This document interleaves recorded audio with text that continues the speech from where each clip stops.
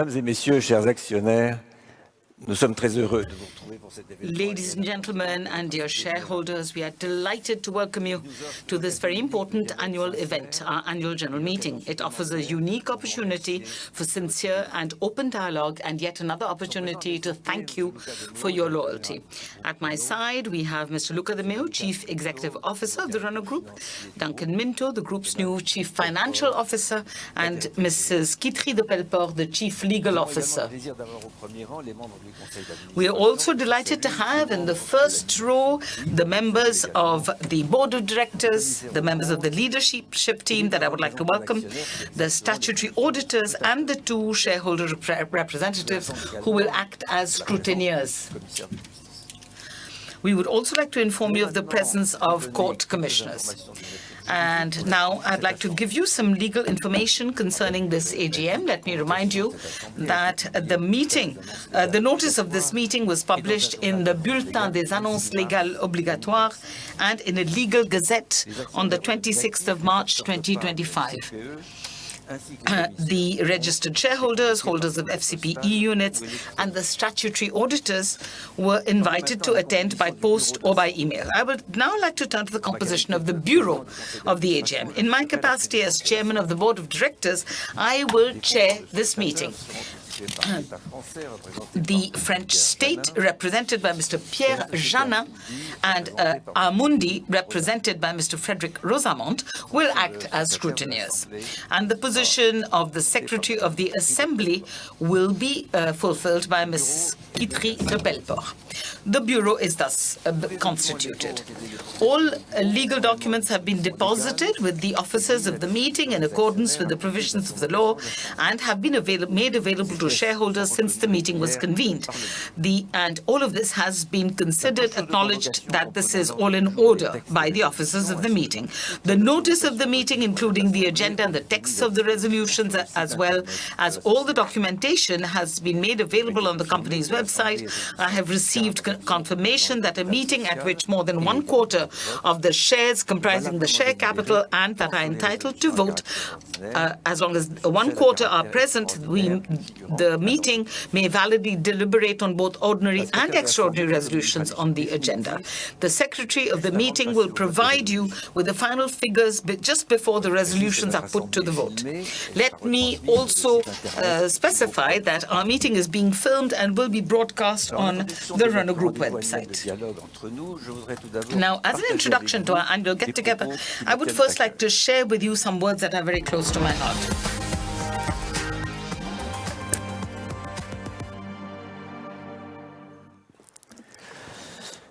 Mesdames et messieurs les actionnaires, ladies and gentlemen, 5 years ago, in the very depths of the crisis, I remember saying one day the Renault Group will reoccupy its rightful position.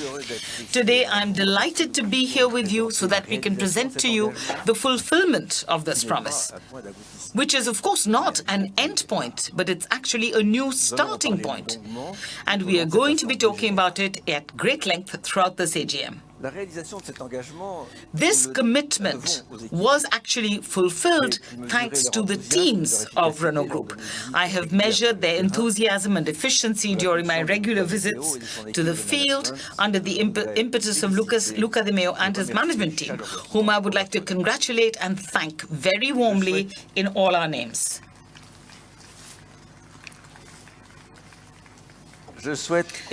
I would also like to manifest my gratitude and give my warmest thanks to our board of directors for the time that they have all devoted to the future of our fine company. I assure you each member is acutely aware of the responsibility they bear in accepting and carrying out their mandate. I would like to express my gratitude in particular to those who will be leaving us at the end of this AGM: Marianne Darmaya, Catherine Barba, Thomas Courbe, Yu Serizawa, and Joji Tagawa. I would really like to sincerely thank all of you once again for your many remarkable contributions. I would also like to extend a warm welcome to Anne-Laure de Chamard, Armel de Madre, Constance Maréchal Dereux, Michel Baron, and Pierre Loin. Your experience and your expertise are certainly going to be a rich resource for our board.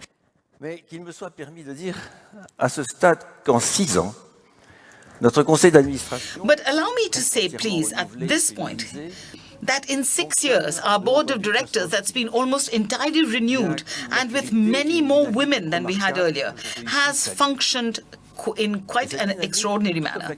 It has acquired remarkable maturity and dynamism, which I would like to pay tribute to here. And this dynamic, together with the quality of the group's governance and the solid links between the board of directors and the management, enables the group's strategy to be validated and nurtured. And this has largely contributed to the Renault Group's historic results, which are all the more remarkable given that they compare favorably with those of our competitors in a difficult context. Let's take a look together at some pictures that will perfectly illustrate the density of this year 2024, which will certainly go down in history.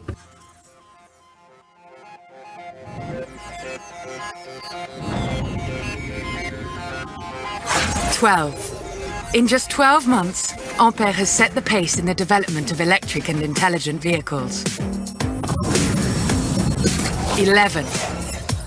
11,000 employees are now dedicated to electrics and software. Together, they are building the future. 10 is the total number of new models arriving in our dealers' network this year, a record. 9 innovation trophies awarded this year to promote the pioneering spirit and creativity within our teams.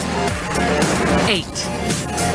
The group has surrounded itself with 8 new major partners to think big and go faster. 7 world premieres at the Paris Motor Show. Renault 4 and Emblème, Mobilize Duo and Bento, Dacia Bigster, Alpine Alpenglow High6 and A390 Bitter. 6. Nearly 6% of the group's capital is now held by our employees, a commitment that makes all the difference. 5. It's the year of the Renault 5. Iconic, popular and revolutionized in 100% electric. 4 victories. Renault Scenic E-Tech Electric, Renault Master, Renault 5 E-Tech Electric, and Alpine A290 voted Cars of the Year. 3 companies are joining forces to create a revolutionary generation of electric vans. Volvo, CMA CGM, and Renault Group. 2 impactful initiatives to improve the health of citizens and Renault Group employees. You First Vision and One Health. 1 year of success, 1 year of innovation, 1 year of Renaulution. These highlights testify to the drive and commitment of our teams worldwide. 2024 has set the pace. 2025 will accelerate it.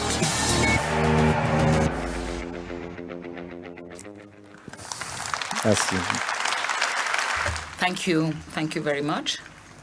Dans cette dynamique rythmée et Now, in this very fast-paced, accelerating environment, and after all the successes we've chalked up this year, it might be tempting to give in to a form of euphoria.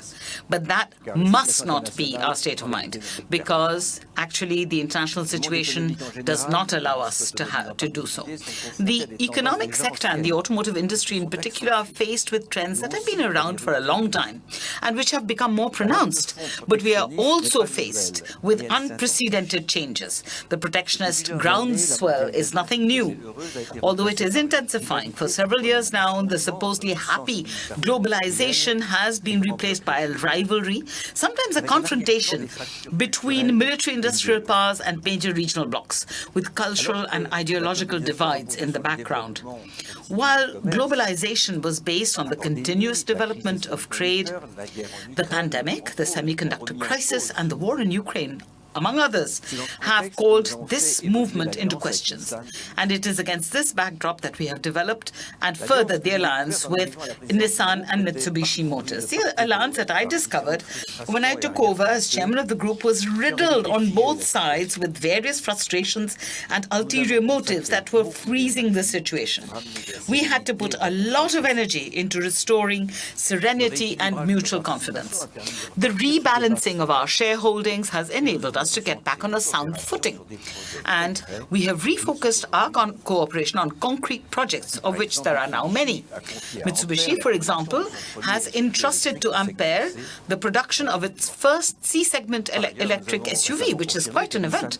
And in addition, we recently confirmed that Nissan has entrusted Renault with the production of an adapted version of the future electric Renault Twingo, which complements other models in Europe, such as the Micra, derived from the new electric R5. Nissan must, of course, address its challenges with its internal strengths. I am convinced that the company will also return to its rightful place. And in the context of Nissan's turnaround, Renault's interests are a matter of particular concern to us. If we can help Nissan in the interests of Renault, then we will do it as partners of 25 years should do it. With this in mind, we have agreed with Nissan to take control of the Chennai plant in India. This is in the interest of Nissan, which will be able to increase the value of its stake, or which will be able to realize the value of its stake there. But it is also in the interest of Renault, which is strengthening its position in the world's third largest car market, which is obviously set for significant growth in the future. I was just talking about geopolitical trends that have deepened, and yet a new instability has been added in the wake of the American election. The major international organizations, although created or driven by the United States, are being called into question by the new administration. As a result, multilateral approaches have been weakened and replaced by bilateral agreements. As for fluctuating decisions that go up and down on the application or not of customs duties, these make it even more difficult for companies to plan for the medium or the long term. In this environment, Europe has to emerge from its long period of innocence and naivety. I am optimistic about this.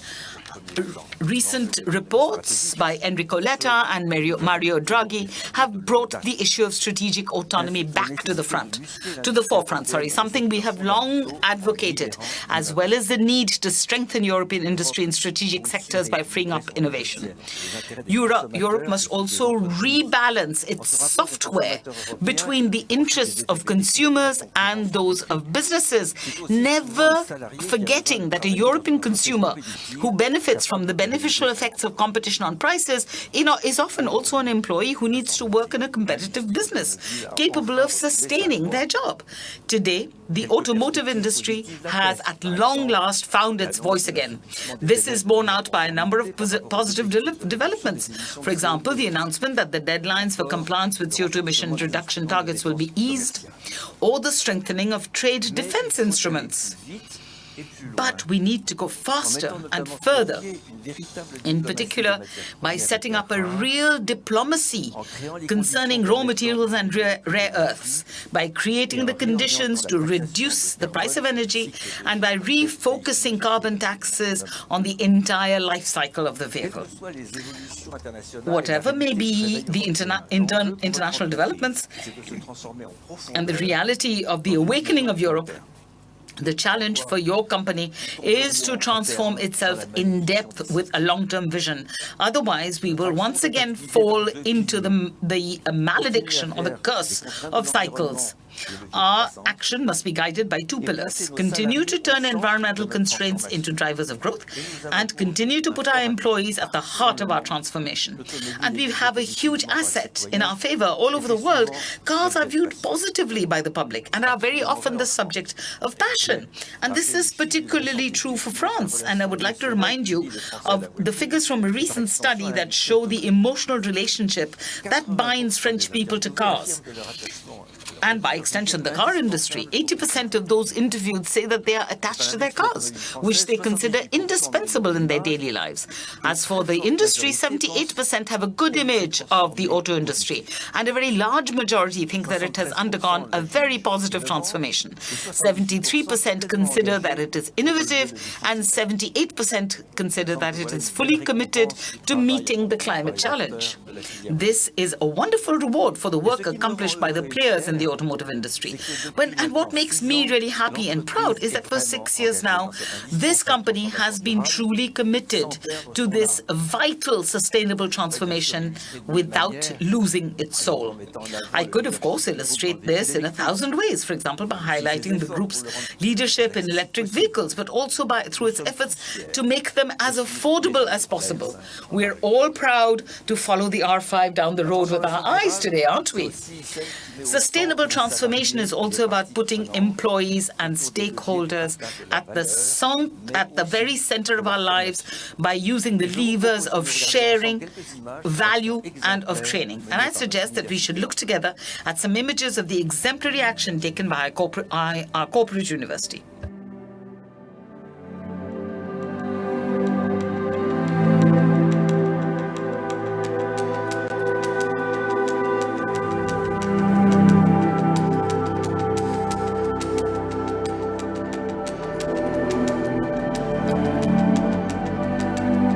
C'est très important pour Renault de former les étudiants. L'idée de cette formation, c'est de les faire progresser, évoluer. Si on veut rester toujours à la pointe, il faut absolument qu'on anticipe les formations pour faire des personnes très compétentes en fabrication. En 2005, quand j'ai été embauché, nous faisions des véhicules neufs à flin. Aujourd'hui, c'est une usine qui a changé et qui reconditionne les véhicules pour qu'elles durent plus longtemps dans le temps. Là, l'économie circulaire, oui, c'est faire du neuf avec du vieux, quoi.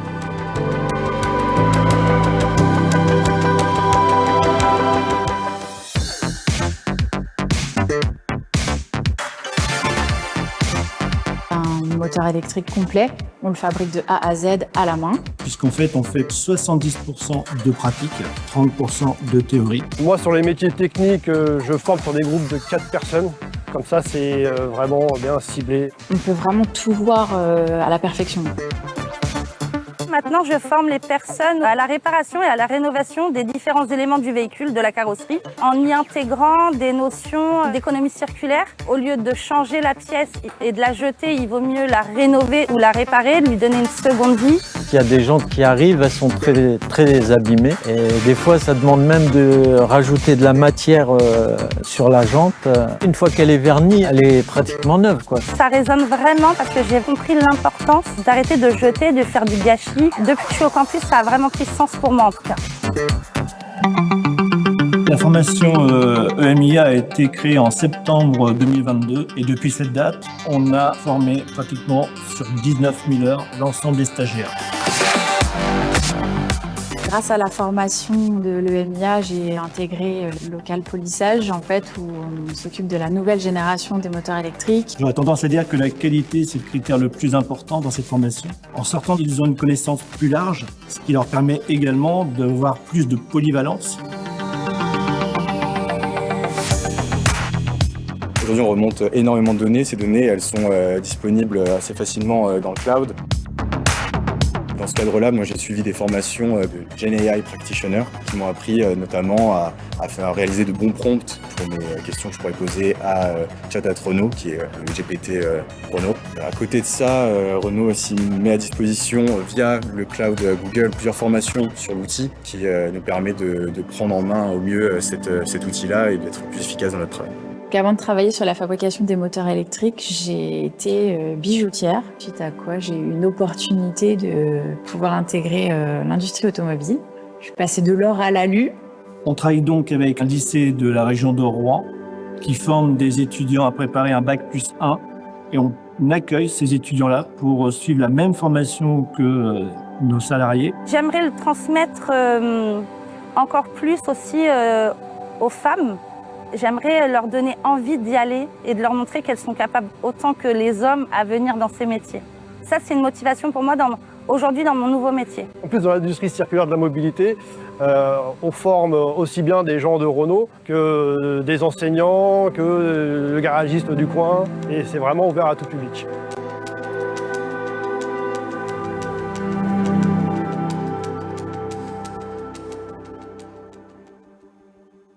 Ces images, à l'évidence, montrent le travail Now, obviously, this video shows the groundwork that has already been laid, and the personal accounts of people's journeys reflect a tremendous individual and collective commitment. Luca, I really would like to thank you most sincerely, and also with a lot of emotion, because you were able to drive forward and deepen this transformation with talent and efficiency, and your daring and boldness has paid off. You're now going to take us through the rest of this amazing turnaround in terms of products, innovation, strategy. But I want to stress once again that the company must continue to accelerate with humility, without any definitive certainties, because this world is changing so fast in an increasingly unpredictable environment, faced with competition, particularly from Asia, with this demonstrating its capacity for innovation.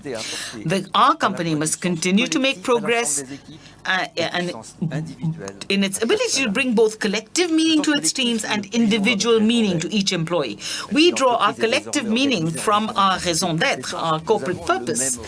And even if the company is now organized into different entities with different skills, we all have the same goal, to be part of the great adventure of sustainable mobility, thanks to the heart of innovation that is still beating faster than ever.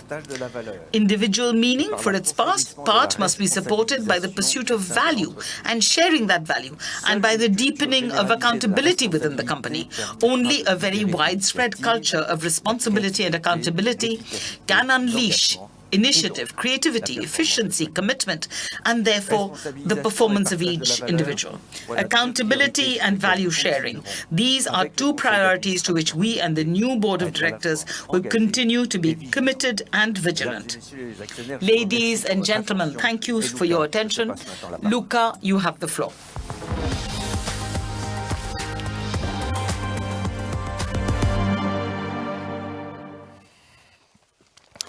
Mesdames et messieurs, chers actionnaires, ladies and gentlemen, dear shareholders, as you know, it is also a huge pleasure for me to be with all of you once again today. Because as you know, and as Jean-Dominique said, the automotive industry is living through a rather extraordinary period right now.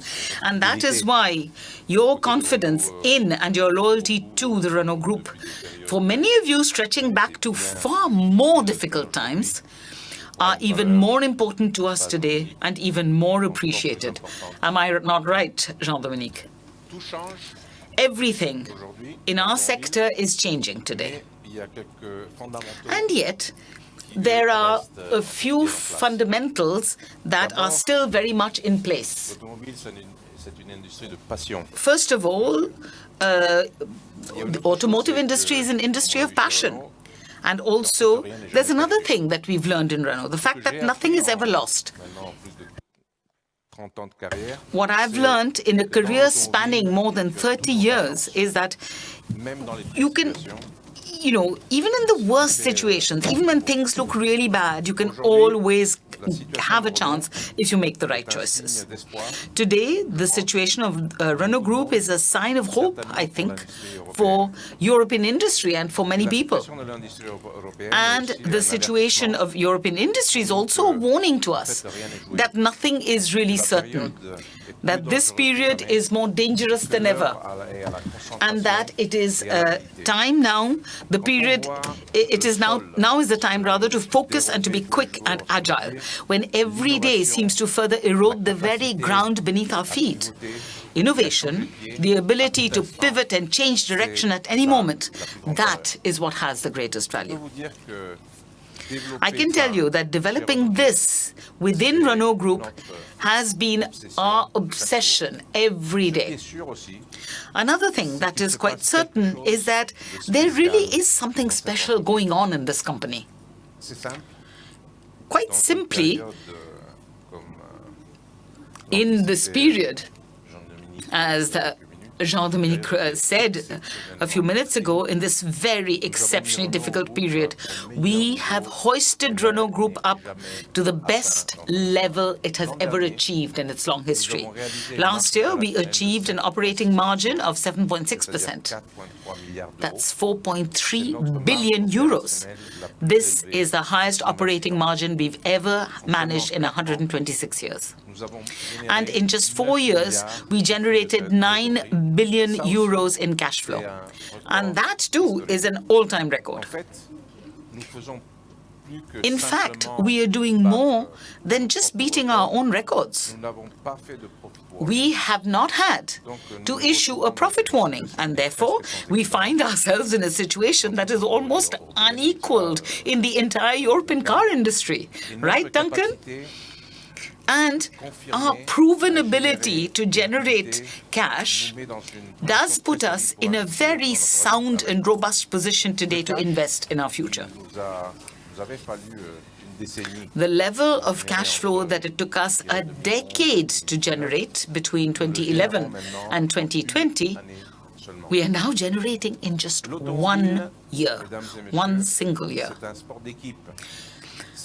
Making cars, ladies and gentlemen, is a team sport, and therefore these results are the fruit of a collective effort. And today, in front of you, I would like to express all my gratitude and that of the Renault Group management team to all of our partners and to our 100,000 employees. Thank you to all of you for your daily commitment, and thank you for your love for this company. I would also like to express my gratitude to the members of our board of directors. Thank you for your confidence through the last few years, and a special thanks to you, dear Jean-Dominique. In complicated times, such as those that we have had to live through since 2020, the presence and support of certain people can make all the difference. And I can assure you that your presence and your support and your advice, too, have very much made that difference. In the automotive industry, as in other industrial sectors, actually, there's just one secret. It's all about the product and about the value that you are capable of delivering to your customers. And that is why we've put the product at the heart of everything we've done. And we are only now starting to take full advantage of the restructuring of our brand portfolio, with 4 strong brands playing in clearly differentiated territories. And their offerings clearly complement each other's. We have Renault, which is the popular and modern brand focused on innovation and electrification, with Dacia, which meets consumers' essential needs and offers the best value for money, with Alpine, which gives us, for the very first time, the opportunity to attract affluent customers and car enthusiasts with electric platforms and racing technologies. And finally, with Mobilize, our financial services brand. So it's actually our brand for financial services, energy, and new mobility. So the work we have done to reposition our brands is already paying off. We've put the Renault brand back where it belongs. It has risen from the 5th to the 3rd rank in Europe, where it is now one of the 3 brands selling over 1 million vehicles per year. And it is the leading brand in the light commercial vehicle segment, and it is number 1 in France in every category. Passenger cars, commercial vehicles, distribution, fleets, and EVs. Let's look at Dacia. Dacia ranks 3rd on the retail market, and it now figures in the top 10 passenger car and commercial vehicle brands in Europe. Alpine is celebrating its 70th birthday this year. But this brand is younger than ever. The brand that we measure constantly is now valued at 840 million euros. The brand's sales have been multiplied by a factor of 3 since 2020. And all of this actually was achieved with just the A110 until the end of last year. And that car is already at the end of its life cycle. So you can see the best is yet to come. These solidly repositioned brands are the foundation on which we've built our new range. We've launched 22 products in 3 years, and last year was a veritable firework display of new cars with 10 launches, as you saw in the video. It was a first in the history of the Renault Group as well. And it served as a kind of stress test for the group, because launching 10 cars in just 1 year with no delays and at the highest level of quality is not something that just any company can achieve. It's the kind of feat that is only possible if the machine is under perfect control. And we saw that that was indeed the case. And when I tell you that this is the best lineup that Renault has had in a long time, in maybe 3 decades, you don't even have to take my word for it. Go ask the experts and listen to what they have to say. And they have spoken out loud and clear. In January, they gave the Car of the Year award, which, as you know, is a kind of holy grail for cars in Europe, and that was given to the Renault 5 and to the A290. And after the victory of the Scenic last year, this is a historic double for Renault. And this is an unprecedented event for a French brand.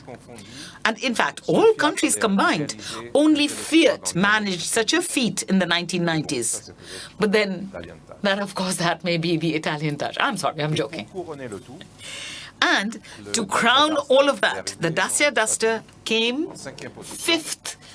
Can you believe that, Denis? So that means that there were 3 Renault Group cars in the 7 finalists. And while we're on the subject, one last thing.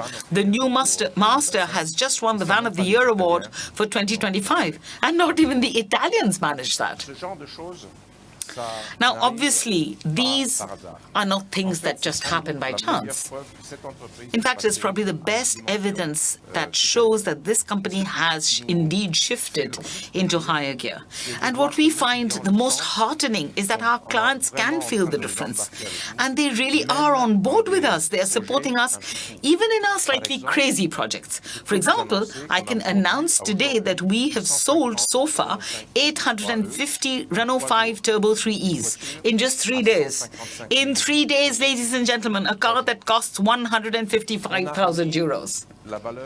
We have put value back into the very heart of Renault.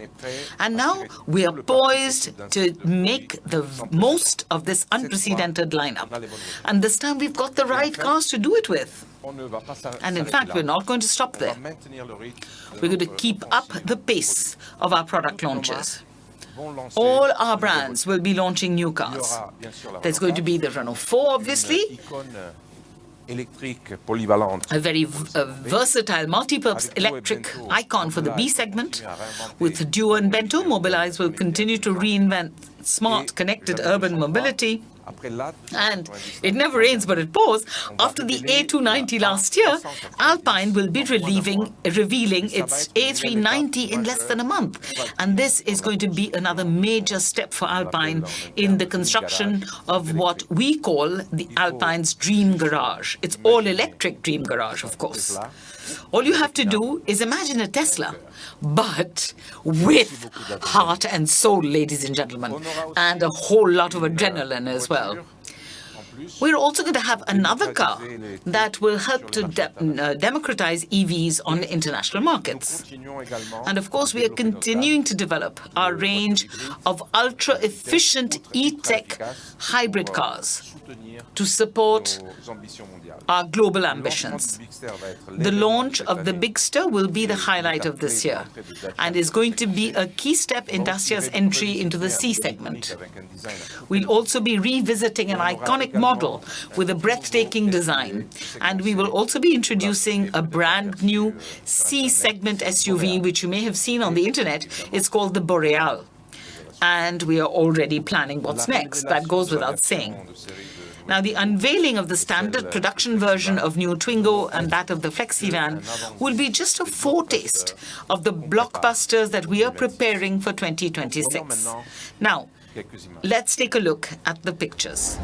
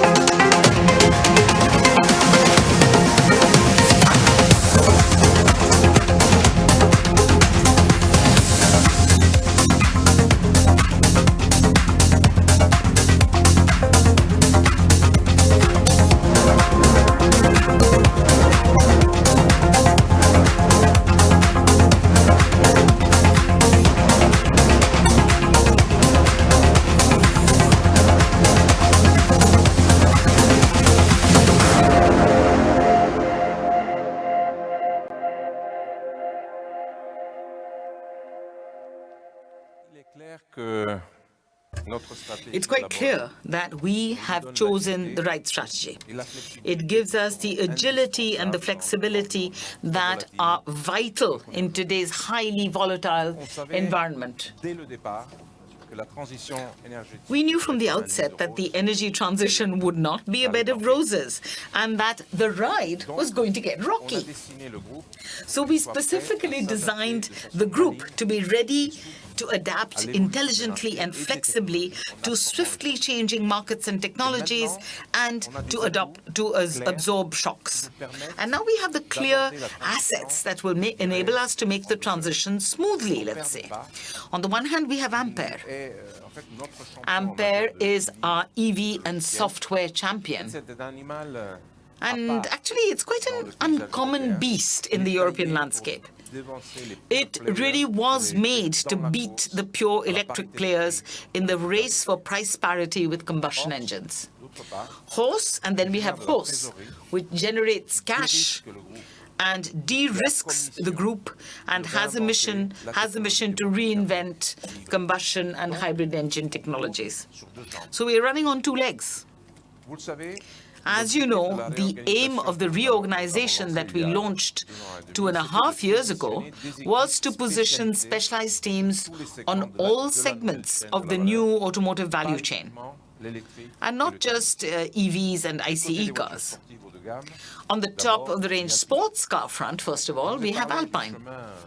I've already told you how far we've come since we took the decision to relaunch the brand. And actually, this is just the beginning. And over the 3 coming years, we're going to multiply Alpine sales volumes by a factor of 10. So by 2029, the brand will have a full lineup of 6 zero-emissions vehicles.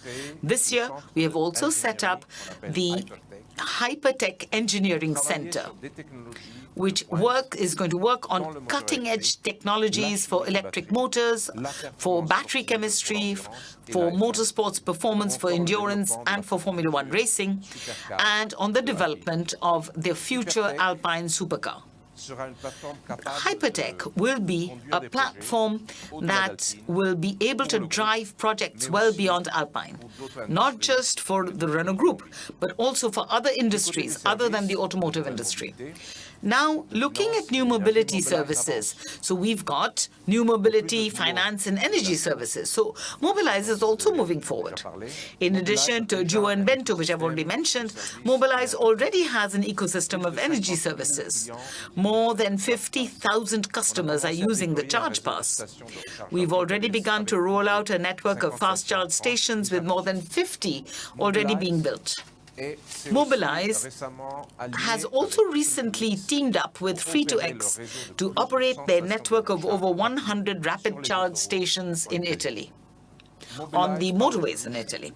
Mobilize Power Solutions has sold 10,000 charging terminals in Europe, including 6,000 power boxes in 2024 that are built, and these power boxes are built in France. And Mobilize has pioneered V2G technology, which is benefiting our Renault 5 as well as our customers because it enables them to lower their electricity bills. Now, on the financial side, Mobilize Financial Services finances 60% of our new car buyers.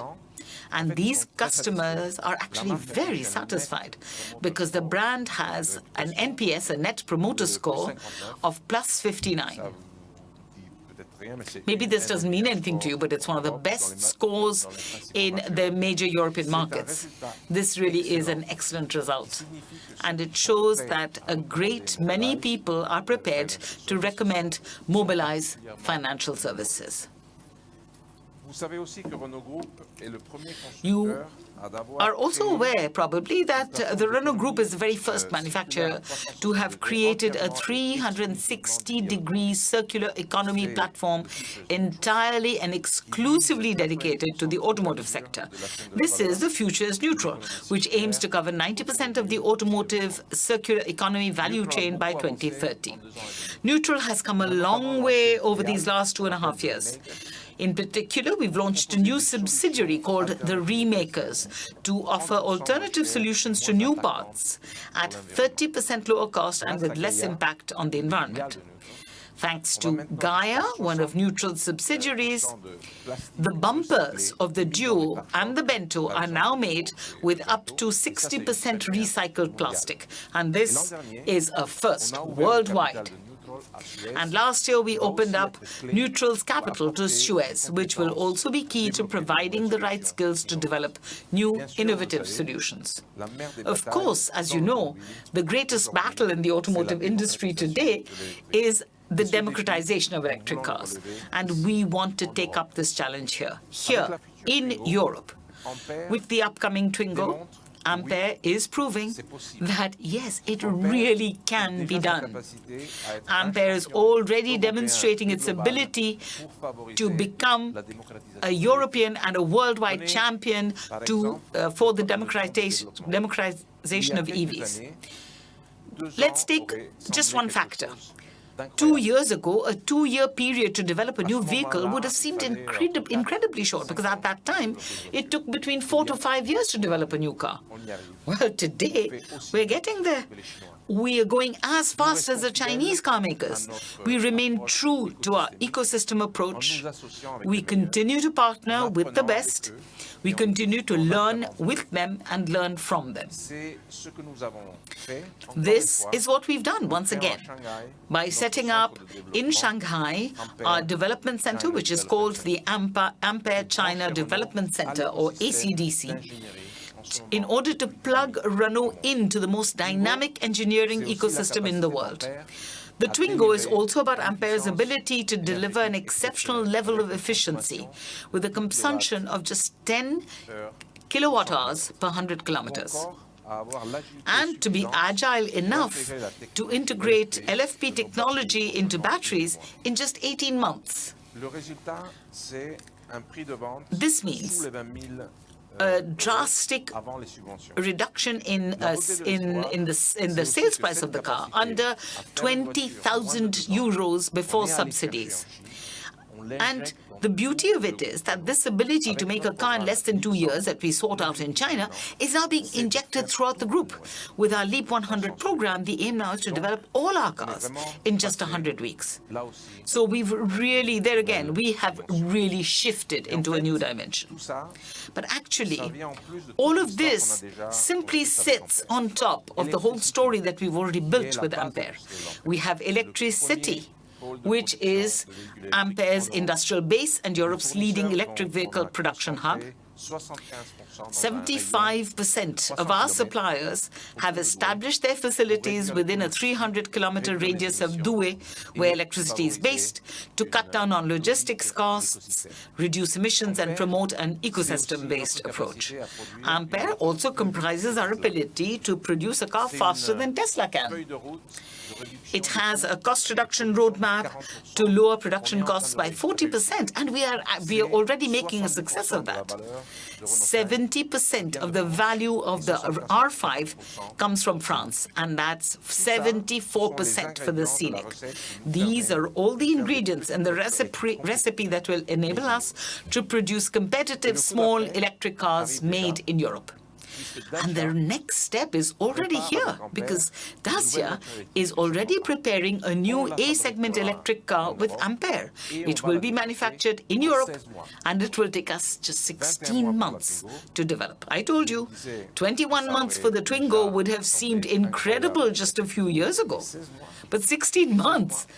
16 months! Now that's the stuff of science fiction. What's more, it's a real Dacia, still offering the very best value for money, and we will sell this car for under 18,000 euros before subsidies.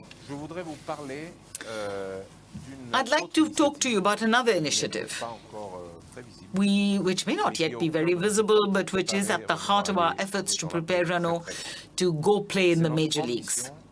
Our ambition is to make Renault into the very first AI-boosted car maker. Our philosophy is to look at AI as an opportunity for what I call augmented intelligence in the system, just like a turbo that you would add to the engine of a Formula One car. And that's something that we are really familiar with. And we are putting together a team that is entirely dedicated to driving this major transformation. We call this team Augmented Renault. Firstly, we're going to do this thanks to strategic partnerships, and we are developing 6 digital platforms to manage the company's main processes, from development to manufacturing, including after-sales, customer experience, and support functions. And actually, these platforms are interconnected in order to harmonize data and circulate it more easily within the group, to therefore improve the speed and simplicity of decision-making, to automate low value-added intellectual tasks, to boost productivity and competitiveness, to break down silos, and to bring together all of the data on the company and its environment in a single data lake. Now, this actually is the foundation on which we are going to build Renault's digital twin. And we are not far off, because by 2026, almost 100% of Renault Group will be in the cloud. This is, in fact, the condition for AI technology to become a structural part of the company. No other manufacturer is as advanced as we are in this field. In our industrial metaverse alone, for example, we collect and analyze 3 billion pieces of data every day, thanks to more than 15,000 connected machines. All this opens up a huge field of opportunities for the group to take advantage of the AI revolution, because actually AI is nothing if you do not have well-structured data. And from that point of view, Renault has, over the last 4 years, taken all of the necessary steps. And we already have 20 major use cases at group level that are already generating value. For example, by increasing the productivity of our software developers by 10 to 15%,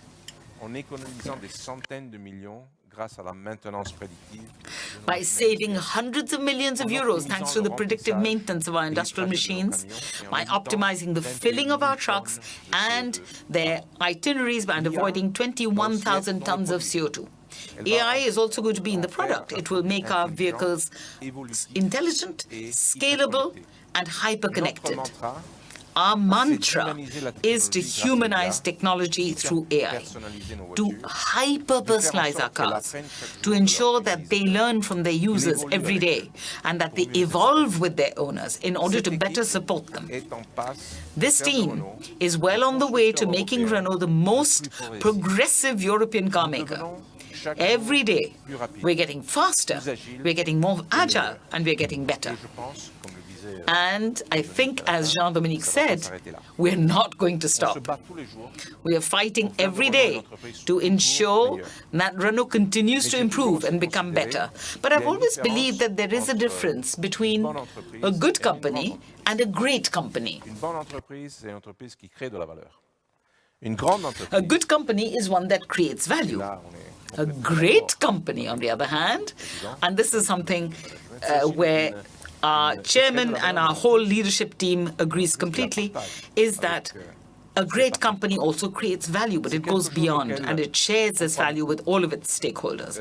This is something that I believe in very strongly, we all believe in, and we are really pushing this logic very far. Firstly, for our employees, Renault has a tradition of being a social laboratory.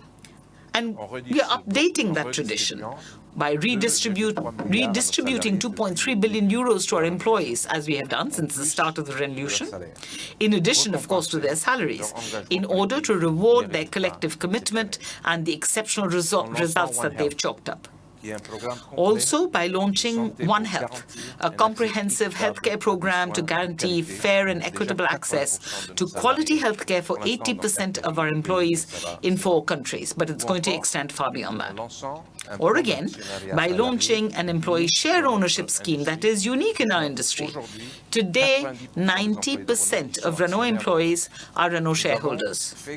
We have increased their stake in the company in their company, really, from 3.6% to almost 6%. And this has been done to ensure that everyone who creates value for this company also benefits or benefits. Renault Group is also creating value for the industry as a whole. As you saw in the video, we've created Renault University. It is developing a program that is once again unique in Europe for transforming skills that will be needed for the new mobility value chain.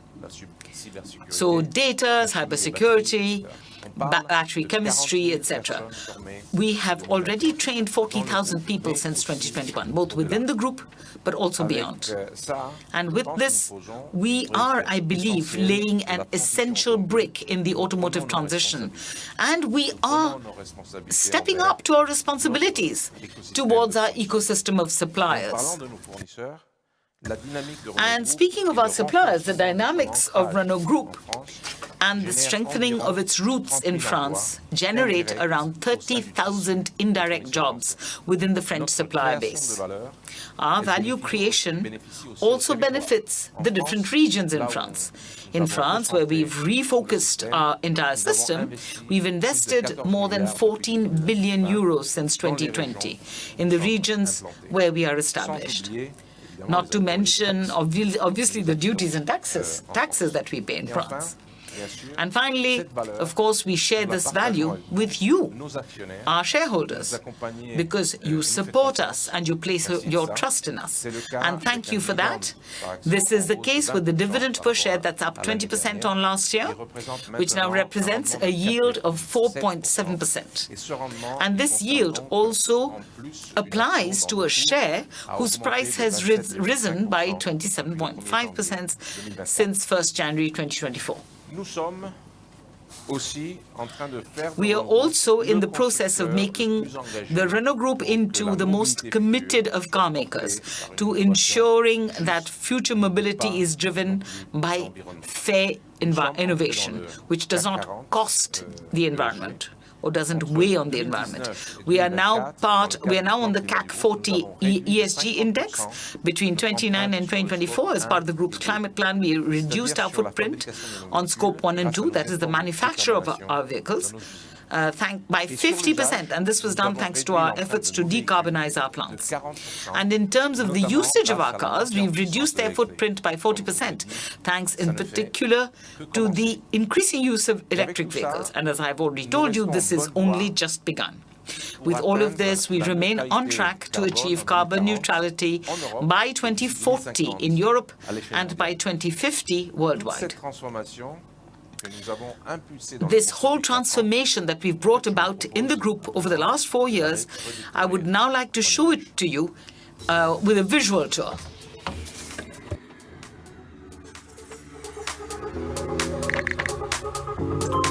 Show me a French revolution. No, show me a revolution in the automotive industry. I want to see a major automotive revolution completed in just 4 years. Oh, really? You think so? And yet, Renault Group has done it. In 2020, the group was going through one of the deepest crises in its history. We had to recover quickly and win back the trust of our teams. Bearing that purpose in mind, Renault Group had carried out its biggest revolution in less than 4 years.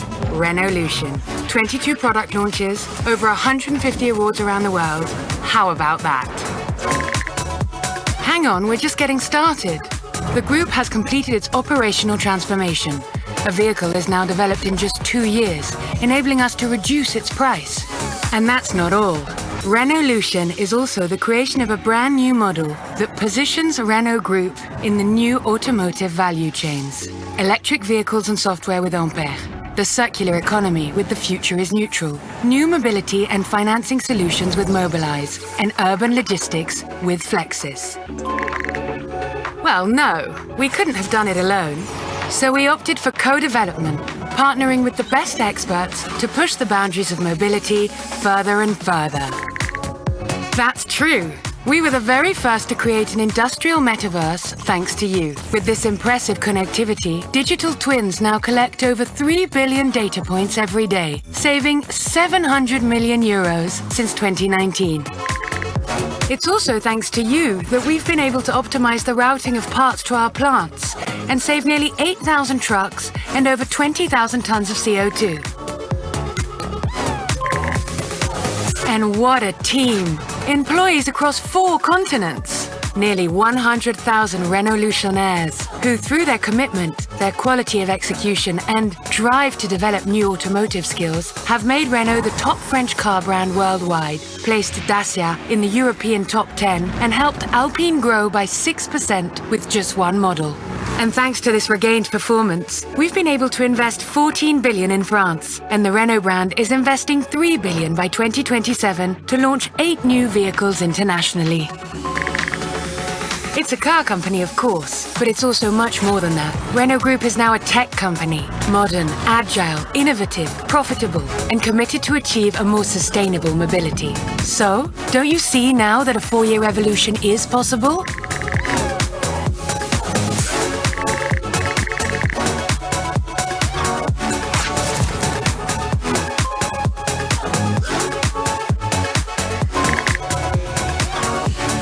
Thanks. But I already knew that.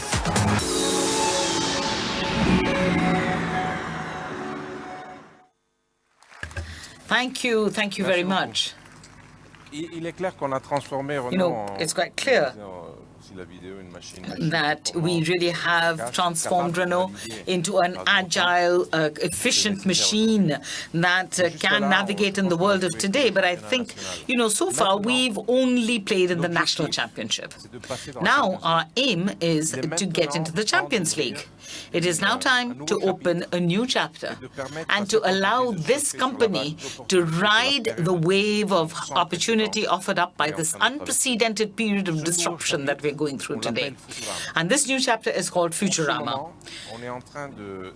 Right now, we are busy in the kitchen preparing it for you. But I can already tell you that Futurama will be based on 3 pillars. First and foremost, investing in Renault Group. We have to reinvest in ourselves, in the group, to push product innovation even further and position the company at the forefront of excellence and productivity. We are poised today at a moment of technological breakthrough, which is a unique opportunity to lift the group up to the final of the automotive industry's Champions League by preparing our next product cycle. And this at a time when our long-standing competitors are busy with other problems. So we are betting everything on innovation to make the most of this unprecedented opportunity. Secondly, Futurama is also about scale. Because let's not fool ourselves, scale is going to remain key in an industry that is as capital intensive as the automotive industry. So we're talking about growth, but smart growth. And that was the thinking behind the horizontal approach we launched a few years ago with Horse and our partnership with Geely, or even with Google, to play on synergies and volumes. Now the aim is going to be to sort out what works and what doesn't work, and to push this partnership dynamic even further, and to turn it into a lever for growth by conquering new segments and expanding geographically on an international level. Finally, Futurama will also consist of reinventing Renault to free it from the tyranny of cyclicality that weighs so heavily on this industry and which condemns us to always be preparing for the next crisis and to put our very survival back on the table every time. The systemic upheaval we are currently experiencing opens up some quite incredible prospects, I think, for new value chains adjacent to our core business, such as energy, for example, or new developments in financial services. This is not a question of abandoning what we've always done, but of broadening our horizons, going where there's value to be created, and above all, where there's recurring value to be captured. This is a period, this is a time for daring, for challengers, for those who are ready to take risks and make real choices and can do so more quickly than others. What Renault Group has achieved over the last 4 years is undoubtedly one of the best proofs of this. And what I can assure you of is that we are not going to let go of this disruptive mindset.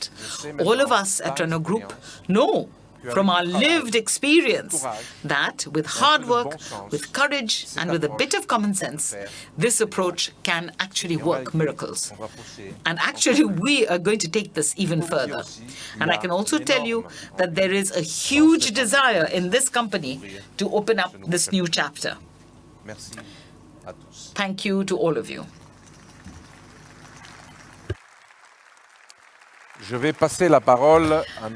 I'd like to give the floor now to our brand new CFO, Duncan Minto.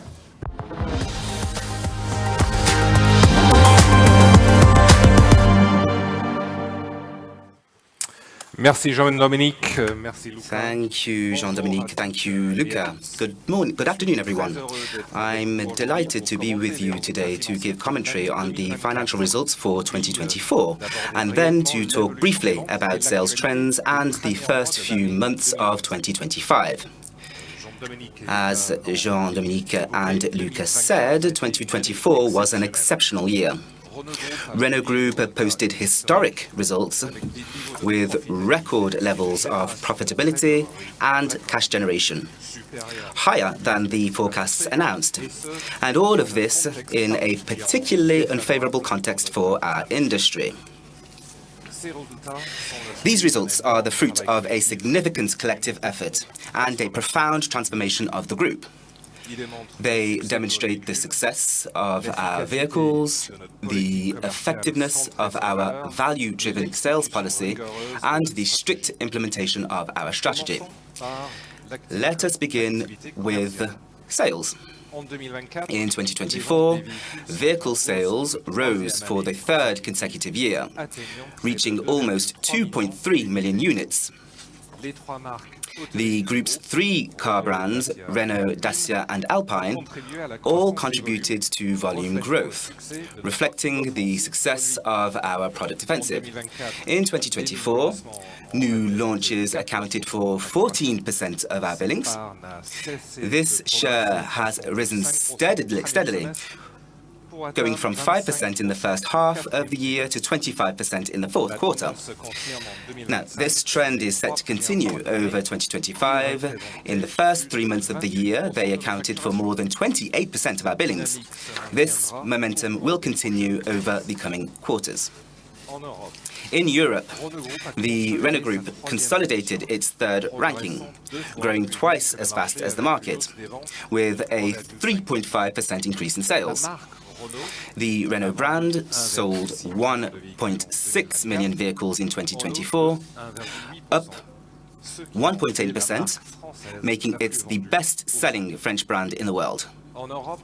In Europe, the brand grew by 3.3%, twice as fast as the market, taking it past the 1 million unit mark and ranking it third on the European PC and LCV market by the end of 2024, and ranking it first on the LCV market excluding pickups. On the international market, Renault is continuing its offensive. The Grand Koleos, which has achieved 80% growth in South Korea, is currently being launched in the Gulf states and in Latin America. The Renault Cardian contributed significantly to the 10% increase in sales in Brazil, where it was voted Car of the Year as it was in Argentina. It was rolled out in other Latin American countries and in Morocco last December. Finally, the Renault Duster was launched in Turkey in H2 of 2024 and will continue to be rolled out in 2025 with Ukraine, Egypt, South Africa, Australia and the Gulf states. Dacia sales rose by 2.7% over 2024, with more than 676,000 vehicles sold. Sandero and Duster were respectively the first and second best-selling vehicles to private customers in Europe. Sandero is also the best-selling model in Europe across all sales channels. The Bigster, the future C-segment SUV, will complete the range in H1 of 2025. Alpine has achieved a new sales record with more than 4,500 vehicles sold. This is an increase of almost 6% compared with 2023, and that was before its product offensive even really got underway, since the A290 arrived in dealerships at the end of November 2024. The A390 will complete Alpine's new full electric range this year. Finally, we started the year off with a very sound position vis-à-vis our inventory, with 540,000 vehicles and an order book of 2-month sales, reflecting once again the success of our products. Overall, we are being very strict when it comes to our inventory management. The group sales rose by 7.4% in 2024 to 56.2 billion euros. At constant exchange rates, sales rose by 9%. Revenue from the automotive division increased by almost 5% to reach 50.5 billion euros.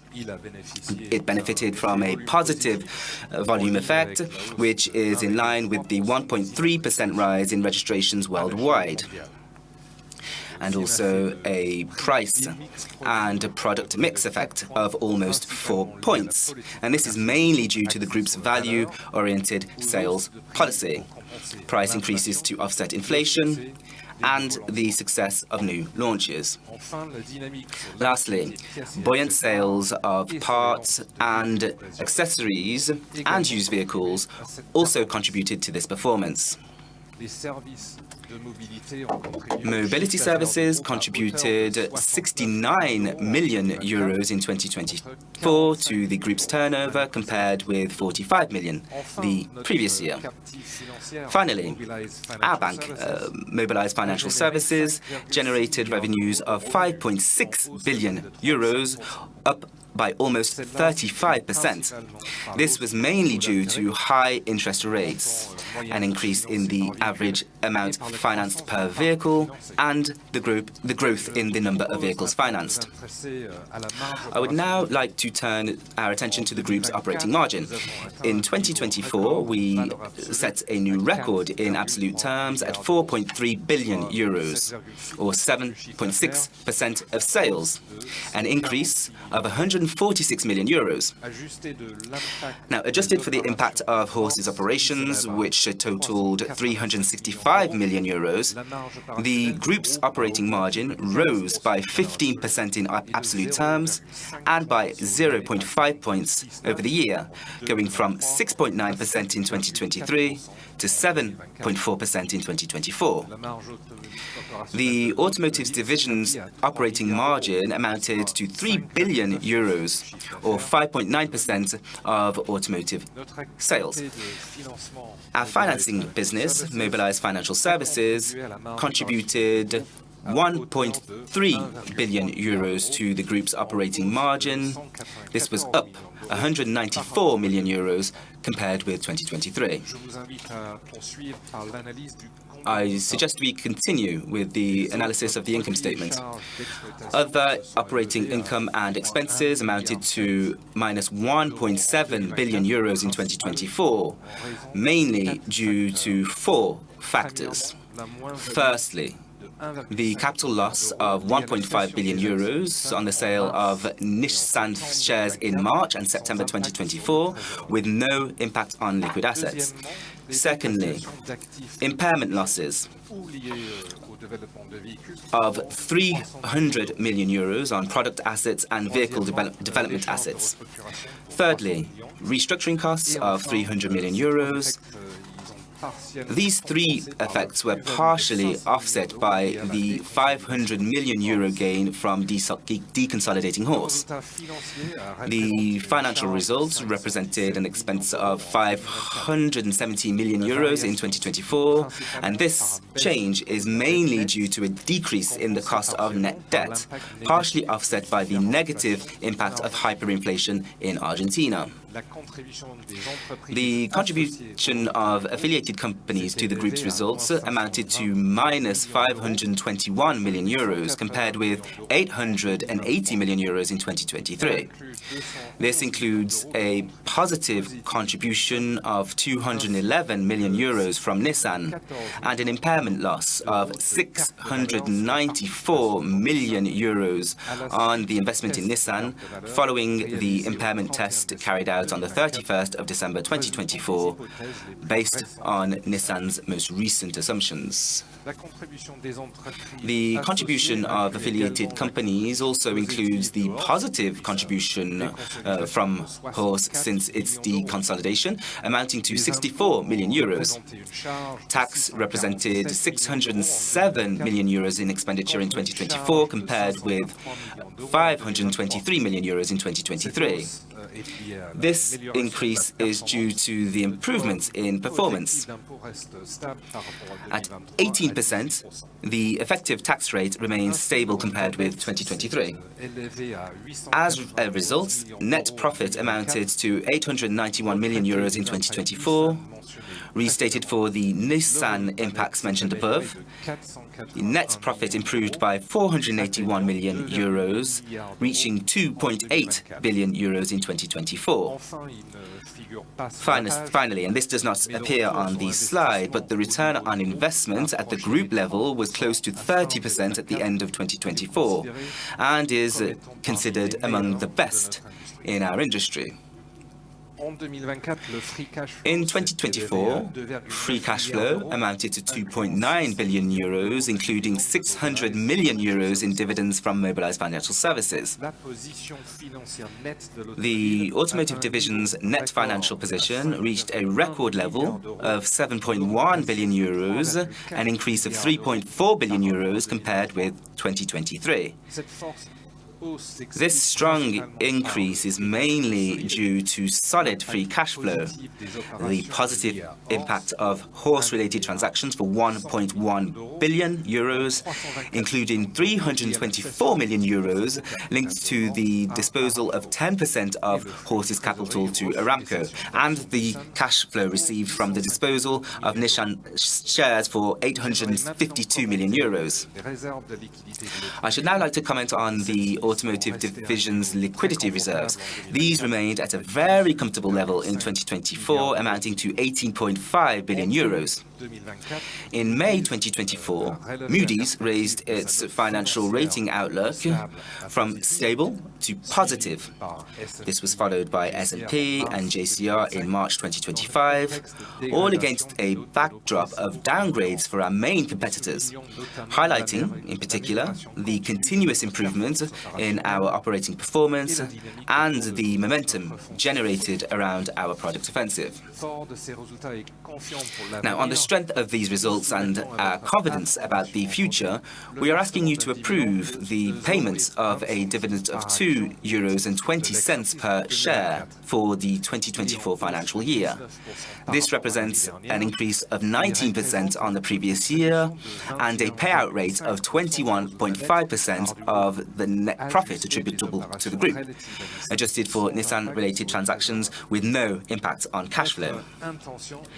Our intention is to continue to reward our shareholders by increasing the dividend both in absolute terms and as a percentage of net income attributable to the group.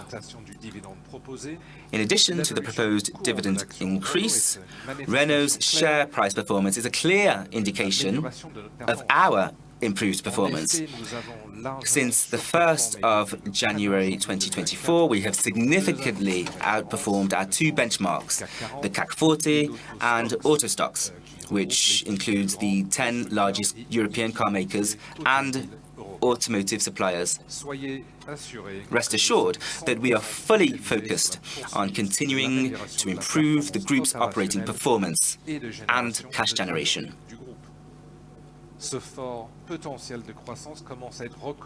Financial analysts who follow our shares are starting to see this strong growth potential. 68% of them have a buy recommendation and none recommend selling. Let's move on, if we may, to this year, 2025, so as to take a look at the trend in group sales over the first quarter. The group registered 565,000 vehicles in the first quarter of 2025, an increase of 2.9% compared with the first quarter of 2024.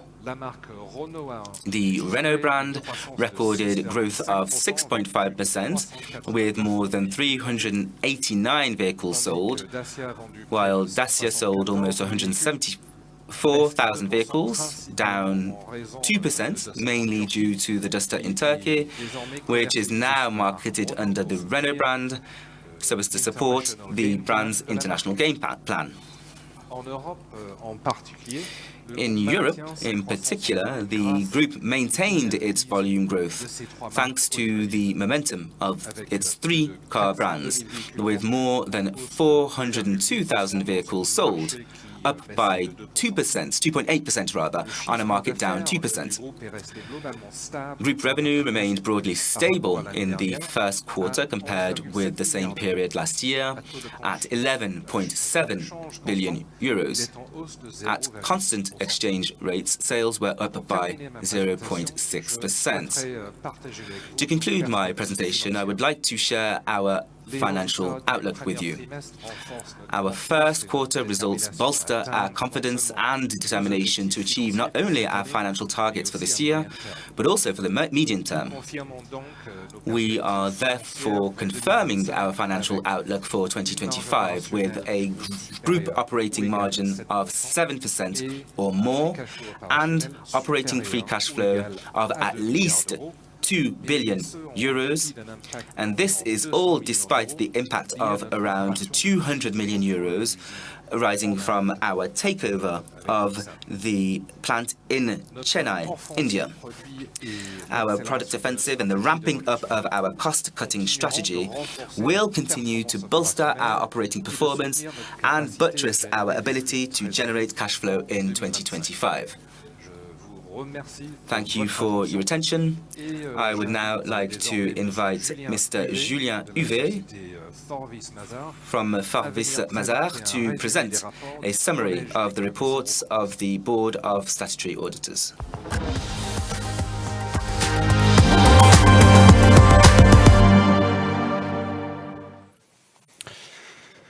Merci Duncan, merci Monsieur le Président, Mesdames et Thank you, Duncan. Thank you, Mr. Chairman. Good afternoon, ladies and gentlemen.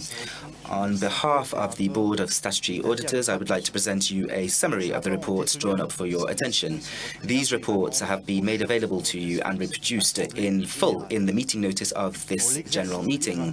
For the 2024 financial year, we issued 6 reports, including the annual accounts, consolidated financial statements, remuneration of redeemable shares, regulated agreements, a transaction relating to share capital, and finally, a report on sustainability. In our first report, we certify without reservation the financial statements for the 2024 financial year. In addition, in keeping with regulations, we have set out in our report the key points of our audit of the Renault Group's annual and consolidated financial statements. Regarding the annual financial statements, this concerns the valuation of equity interests and related receivables.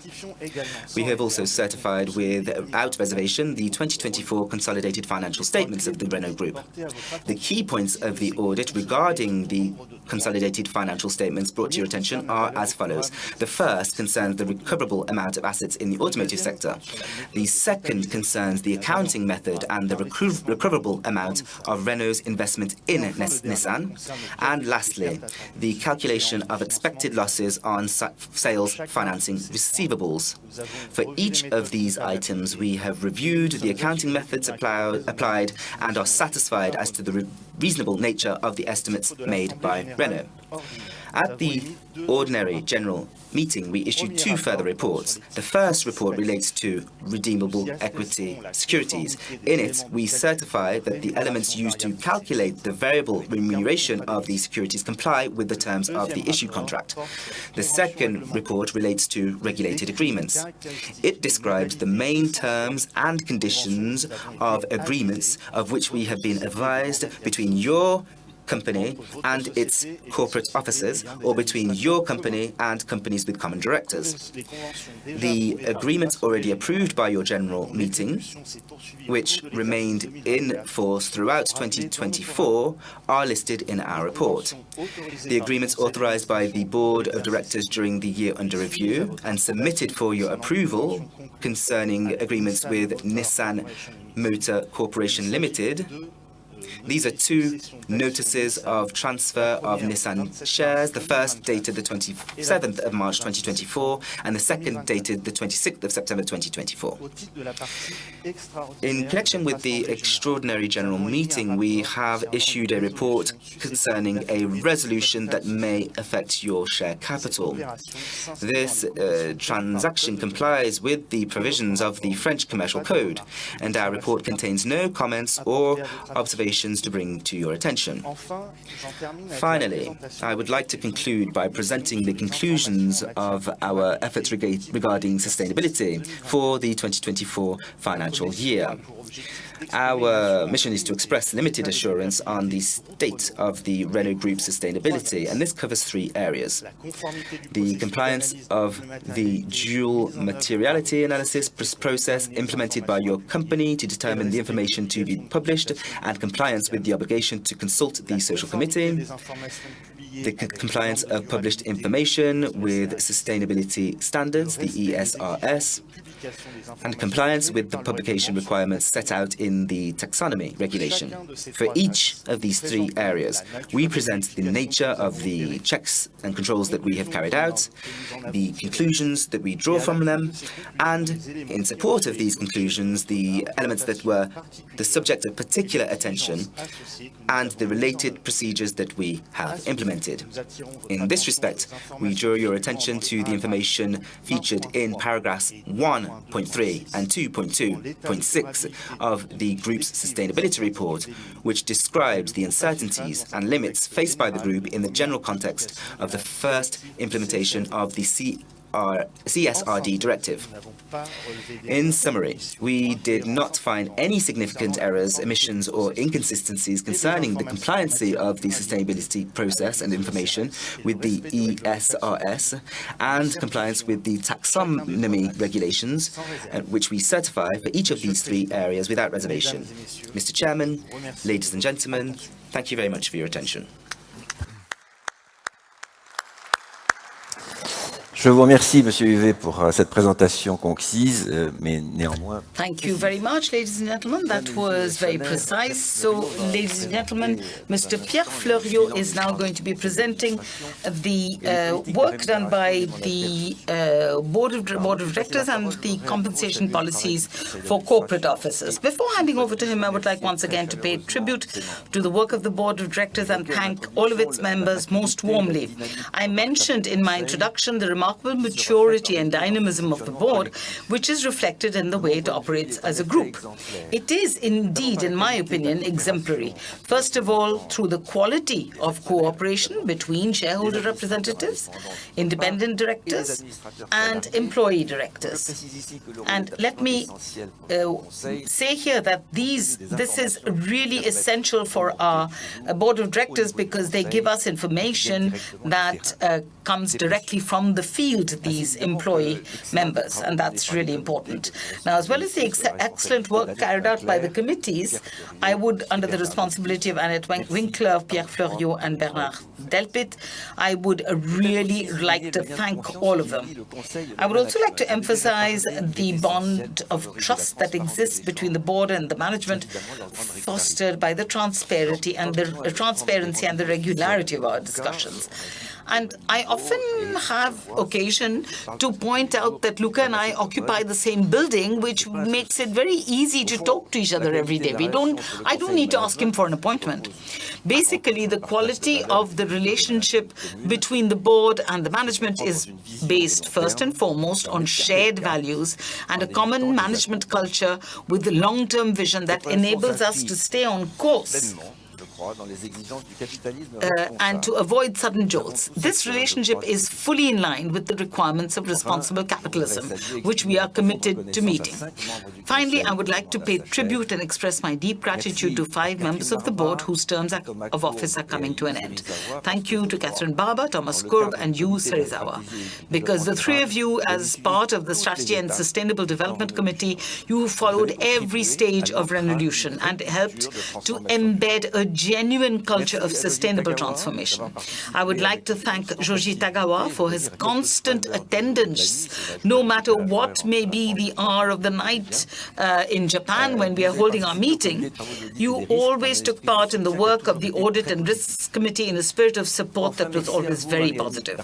Finally, I would like to thank Marianne Darmayac. You chaired Renault's very first CSR committee at a time when, honestly, very few boards of directors had one. You also took part in the work of the Corporate Purpose Committee, and you made a remarkable contribution as a member of the Governance and Compensation Committee. Thank you so much. And thank you again to all of you. It was an honor to have chaired the board with such wonderful members. And then, of course, now we need to welcome our new directors. They will be joining us if you vote them in. Now, the renewal of our board, which began a few years ago, is now gathering pace to meet new strategic challenges that Luca has just mentioned. Pierre Fleuriot, whom I would really like to pay tribute to because he's played a very, very important role as a lead director and as the chairman of the Compensation and Remuneration Board. Governance and Compensation Board. Thank you. Committee, sorry. Pierre, you have the floor. Thank you very much, Jean-Dominique, ladies and gentlemen. It's with great pleasure that I, as the president, as the chairman of the governance committee and as the lead director, it is my job, of course, to give you an account of the activities of the board of directors and the remuneration of corporate officers. Of course, this is going to be put to the vote between resolutions 8 to 21. So first of all, let's start with the activities of the board of directors. The board of directors worked very hard this year. You can see that we had 9 board meetings and 15 committee meetings, and they all went through the main themes. First of all, with the Renaulution project, and then the creation of Ampere, and then the creation of Horse, with the partnership signed with Geely and Aramco, with the partnership again with Volvo and CMA CGM for Flexis, the evolution of the future is neutral, and the implementation of Mobilize's strategic roadmap and the strategic trends in China. All of this was reviewed, and the board of directors also organized a strategy day with the leadership team to discuss actually the group's strategic vision and also to talk about AI.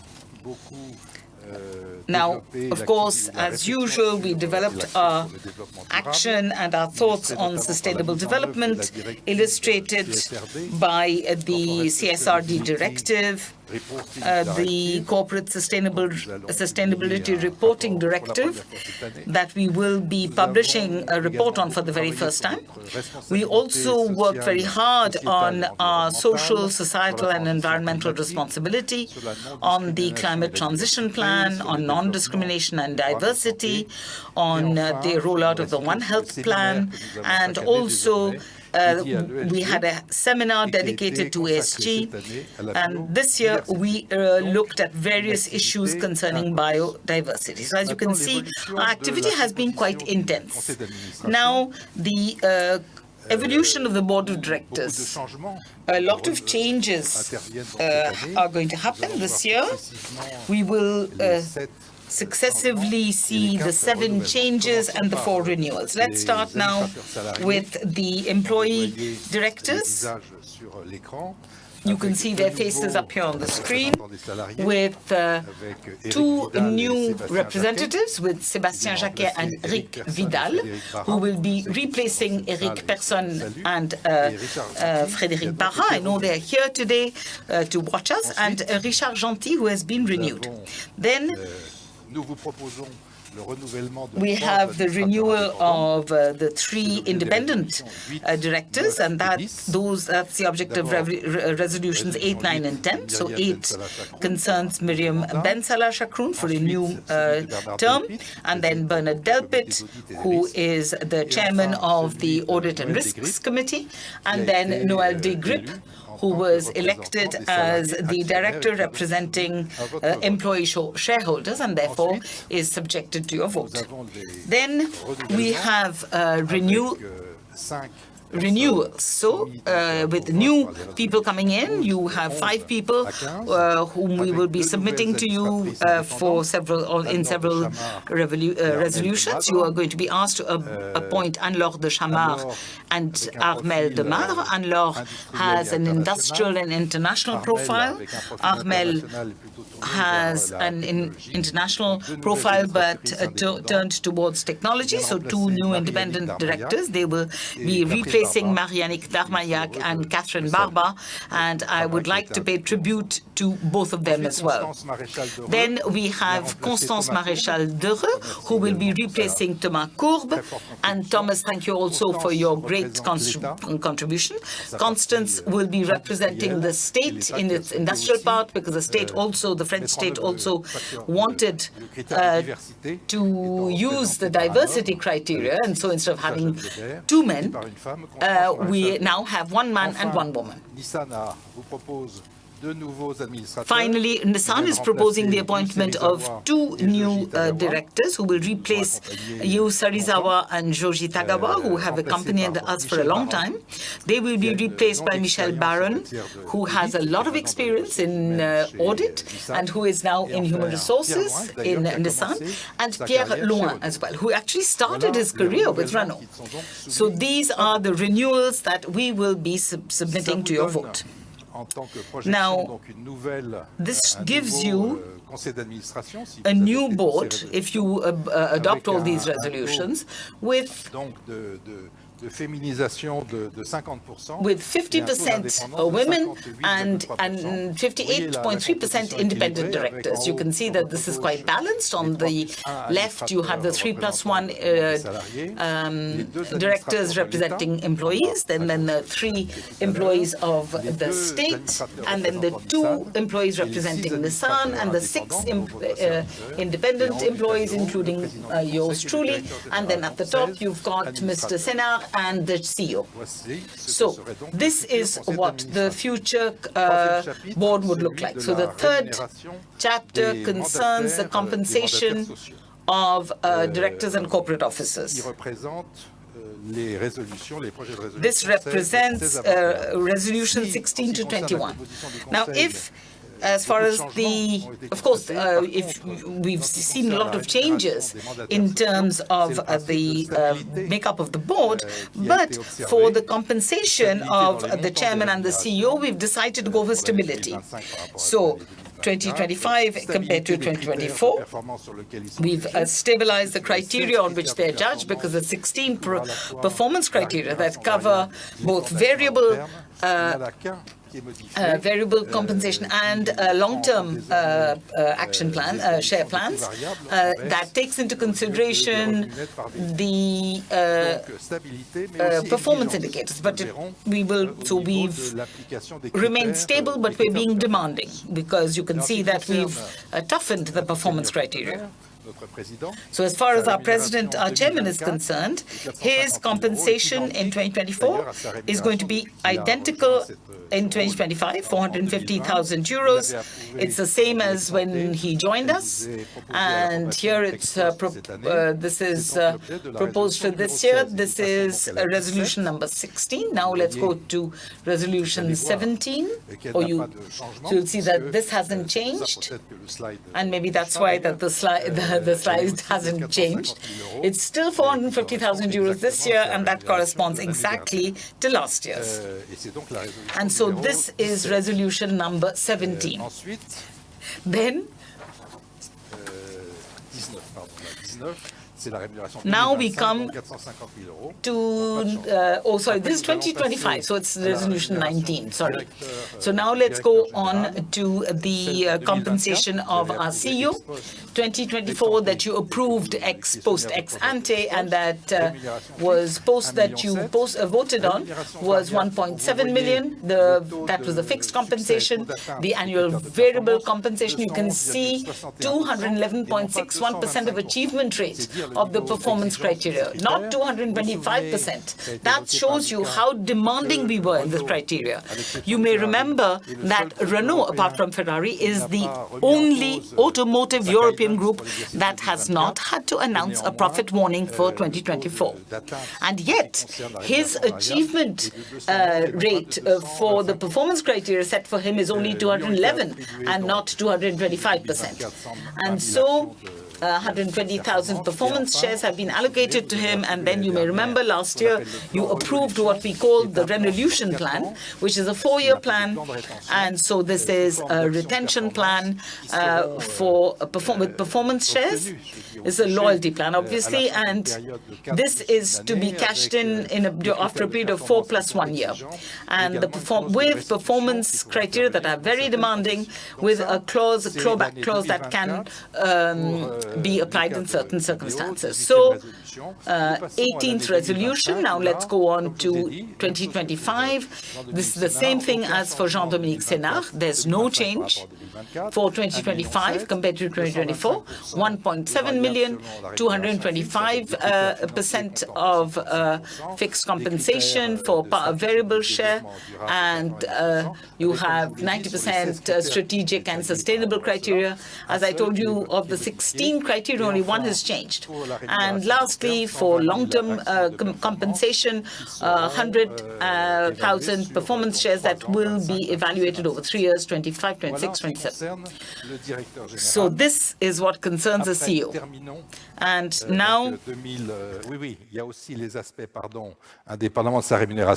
so apart from this, we have his departure payment and all of that. No changes once again compared to last year. So there again, stability as far as compensation goes for our corporate officers. And this will be confirmed to you in resolution number 21, which is going to be put to vote, and that concerns the administrator, the directors, including me. And of course, you can see the how this was allocated over the last year with 1,116,306 euros compared to a budget of 1.5 million euros. So we haven't used up the whole budget, and the budget hasn't changed actually since 2018, and it has a fixed part, a variable part, and a part that corresponds to taking part in committees. The variable part obviously concerns the effective presence, and then there is extra compensation for the lead director. That was for 2024. Now for 2025. So the 21st resolution, which shows you also the same definitions when it comes to the remuneration of your directors. Now, I'll conclude by giving the floor to Jean-Dominique and by thanking you for your kind attention. Merci beaucoup, Pierre. Thank you very much, Pierre, for that presentation. Dear shareholders, we are now going to move on to a very important moment of our AGM, the discussion that we would like to have with you, which is always a pleasure for us.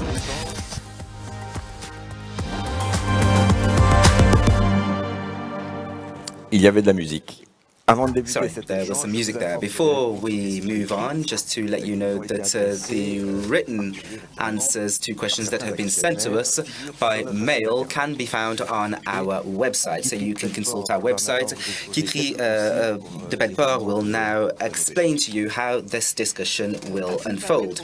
In order to give as many of you as possible the opportunity to express your views, we would be grateful if you could keep your questions direct and brief, no longer than 1 minute. If you would like to ask a question, please come to the end of the row near to the staff, who will hand you the microphone and tell you when you can speak. I will now give the floor to the chairman for this question and answer session. Thank you very much, Quitterie. Just before giving the floor, I would like to remind you that the Shareholders Consultative Committee and the Shareholders Day that we have every year encourage these important exchanges.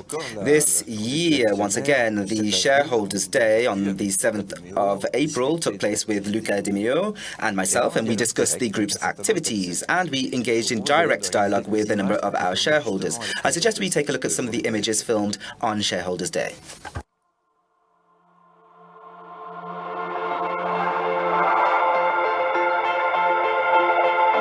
Bonjour, on est tous très fiers de vous avoir avec nous aujourd'hui. C'est l'occasion de vous remercier non seulement d'être là, mais de vous remercier d'avoir été fidèle tout le long de ces années comme actionnaire du groupe. Je vous remercie aussi d'être là, et surtout de votre fidélité. Vous nous avez soutenus dans des situations qui étaient beaucoup plus difficiles dans le passé, donc c'est quelque chose que nous, en tant que management, on n'oublie pas.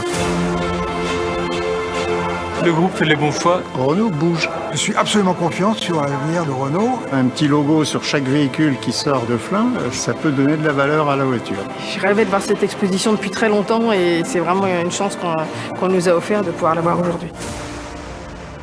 On peut dire que ce groupe a traversé des moments absolument incroyables, des crises inouïes, des moments de turbulence. Mais à chaque fois, le groupe s'en est bien sorti. La chose importante, c'est la crédibilité du management et de l'organisation vis-à-vis du marché financier. Ça veut dire qu'on a tenu la barre très droite et ça crée une confiance en général qu'il faut qu'on garde, qu'on préserve, parce que c'est un patrimoine en fait. Je trouve que la stratégie de M. Senard et Luca est tout à fait intelligente et ils travaillent dans une grande fluidité. Ce que je retiens, c'est un fort réalisme.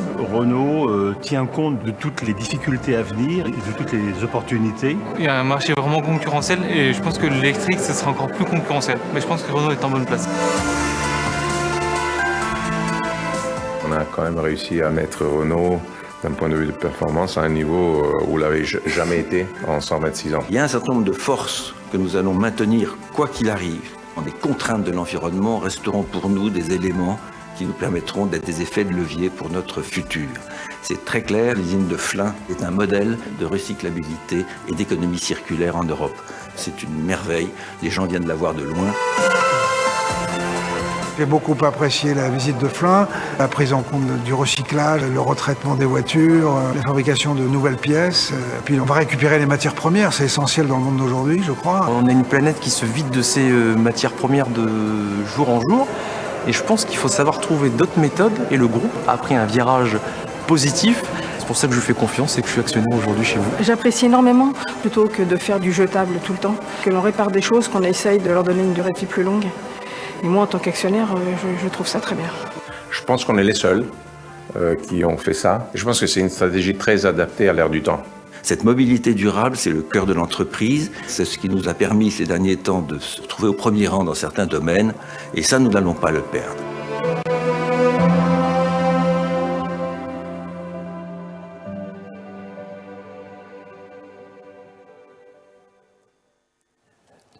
Eh bien, pour lancer nos débats, je vous propose de commencer par une question. To kick off our discussions, I suggest we begin with a question from a member of our Shareholders Consultative Committee, who is here. Hello, sir.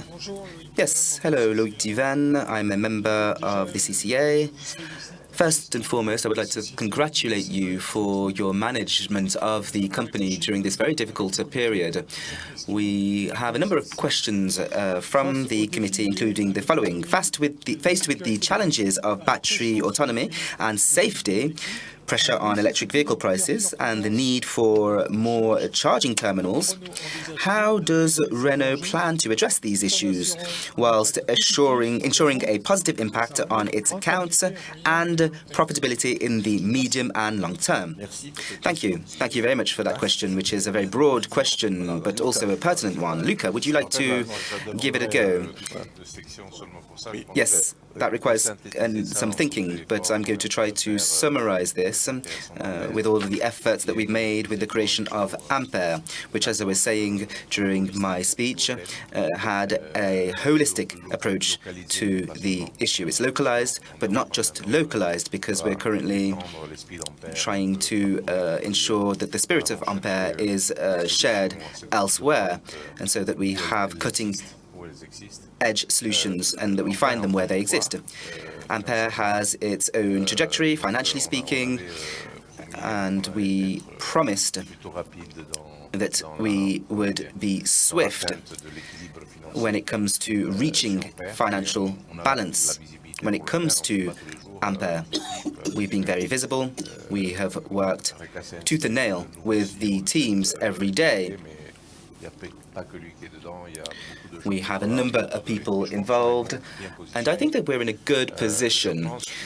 I think that we should not have any doubt when it comes to EVs, and we should not think that we need to go back to zero, if you will. I think that for EVs, if we don't have a full electric in 10 years, there are a number of things that will happen. I still think it will be a dominant form of the technology, at least in Europe. And I think that there will be more growth on this segment. So if we want growth, then we need to not hesitate when it comes to EVs. That's very important.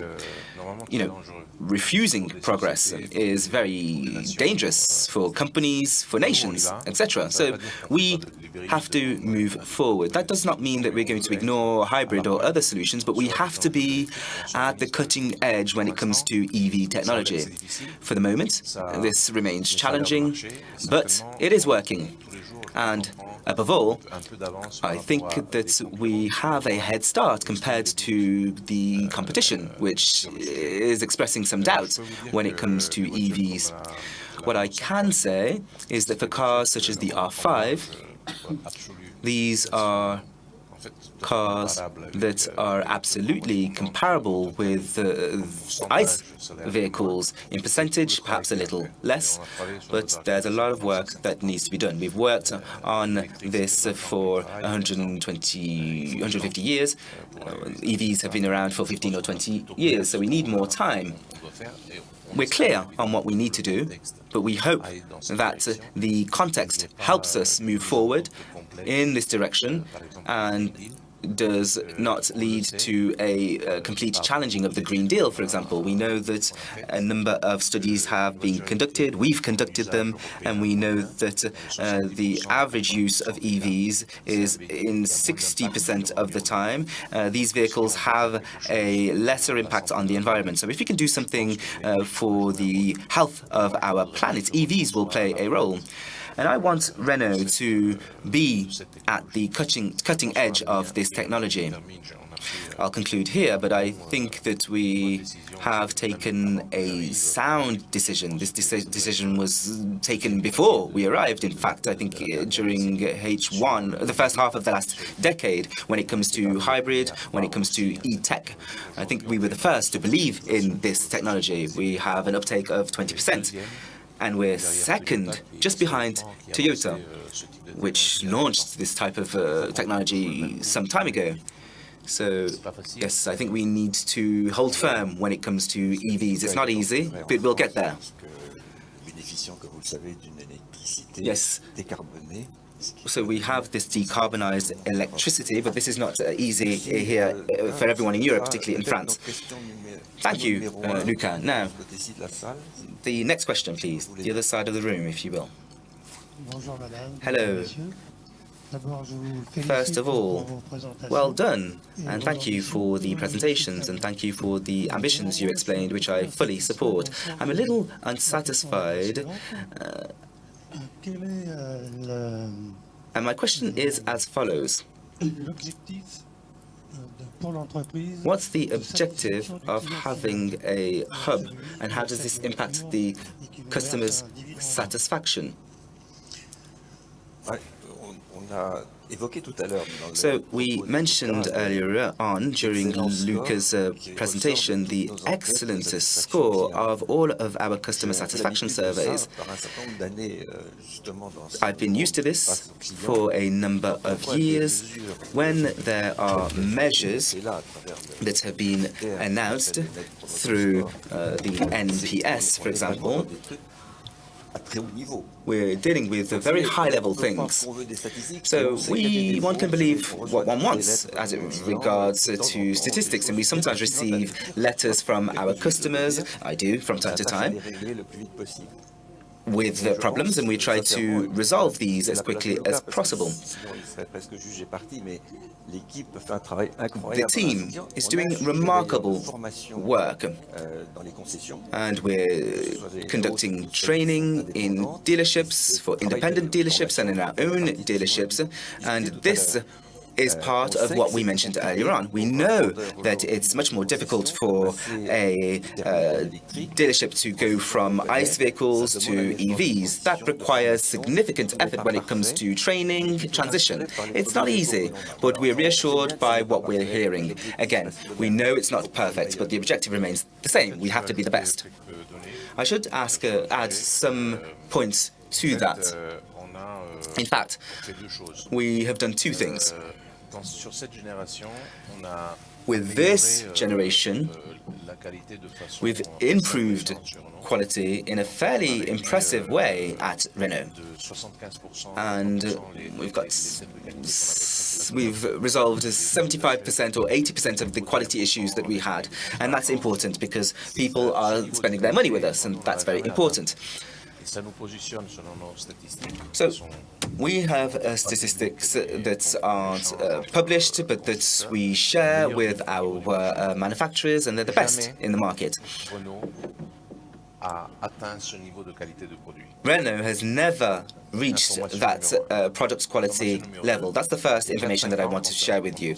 4 or 5 years ago, and this is the second part of the information I wanted to share with you, we completely changed the network remuneration mechanism. It was very much based on volume, historically speaking, and we took a decision 4 or 5 years ago whereby we said we're going to pay our dealerships. We trust them, first of all, because there were some that expressed, not full trust in the dealership networks, but they are following us. And we said that we would compensate two things: the margins that they bring, and we can see that in the results, and then also customer satisfaction. And the results, the fruit of all this, was that in terms of satisfaction, sales and after sales, Renault is, I think, in the top 3 in 13 out of 15 countries. In most of these countries, we kind of came out of nowhere. So, are things perfect? No, they are not. Do we need to improve? Yes, we must improve. Do we have this in mind? And are we looking for solutions? All the time. Thank you very much for your question. I think everything has been said there. So we'll come back to the center of the room, and then we'll go back to the side of the room. So let's start with panel number 4, and then we'll go to the other side of the room. Hello, Mr. Chairman. Hello to the CEO. Good afternoon to everyone. I'd like to first and foremost thank you, because I am a proud shareholder of this company, not just because it's profitable, but because you are committed. I knew you in your former roles at former companies, and we are not disappointed with the momentum that you've given to Renault. I would like to thank you on behalf of all of the company's staff. Earlier on, Mr. CEO, you mentioned the companies which are very focused on the safety of their vehicles. And this is really important, you know, respecting our employees, respecting clients. We know that you can buy a Renault vehicle with full confidence, and that is something that really makes me happy as a shareholder. So I'd like to talk to you about one point, which is your strategy on the American continent. Do you have a strategy? What is it? And are Trump's tariffs going to bring the strategy into question? That's my first question. My second question is about a disappointment. It's not about the Renault Group.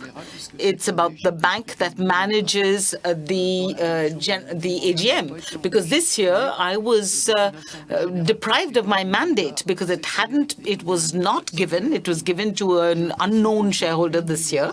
So I get the feeling that digitization today can sometimes rhyme with dehumanization. And you can see that there's nothing we can do.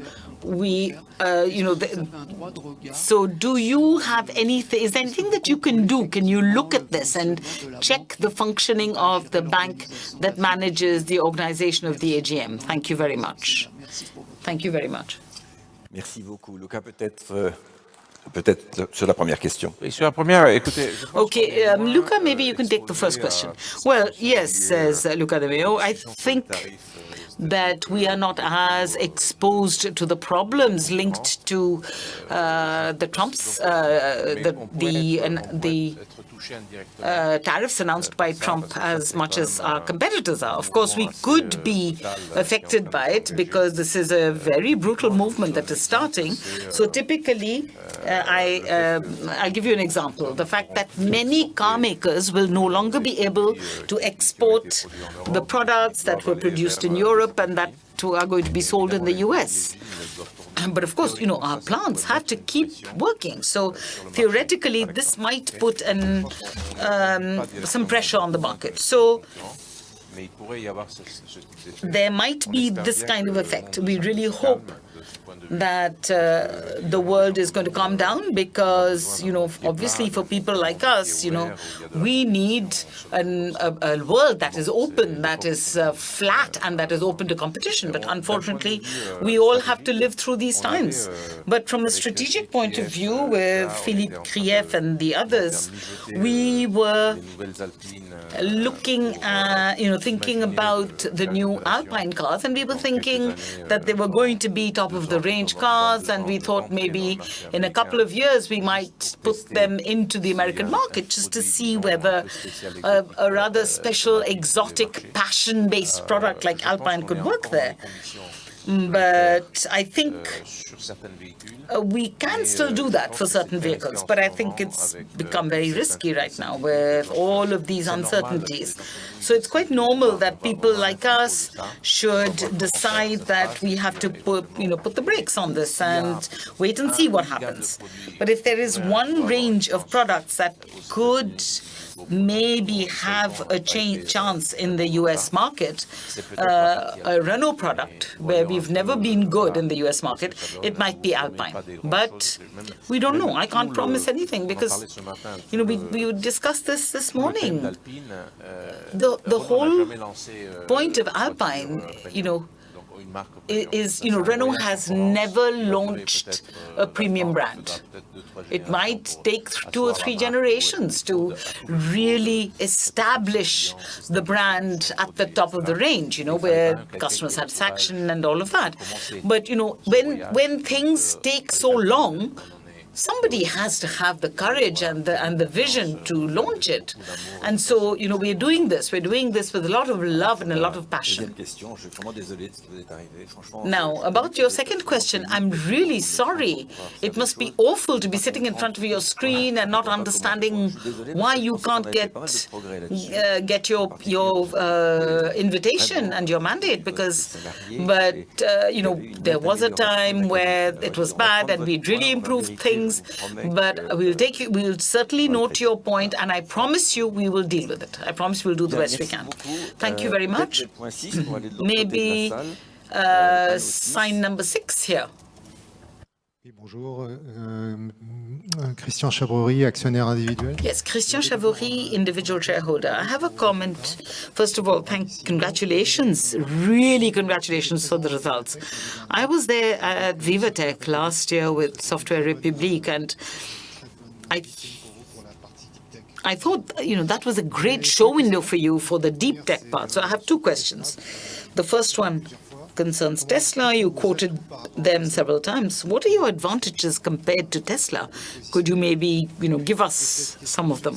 And then a subsidiary question. Tesla makes robots. Is this something that you're looking at as well? And the second subject concerns Google. You quoted them as well. You mentioned their names. Have you looked at Voemo?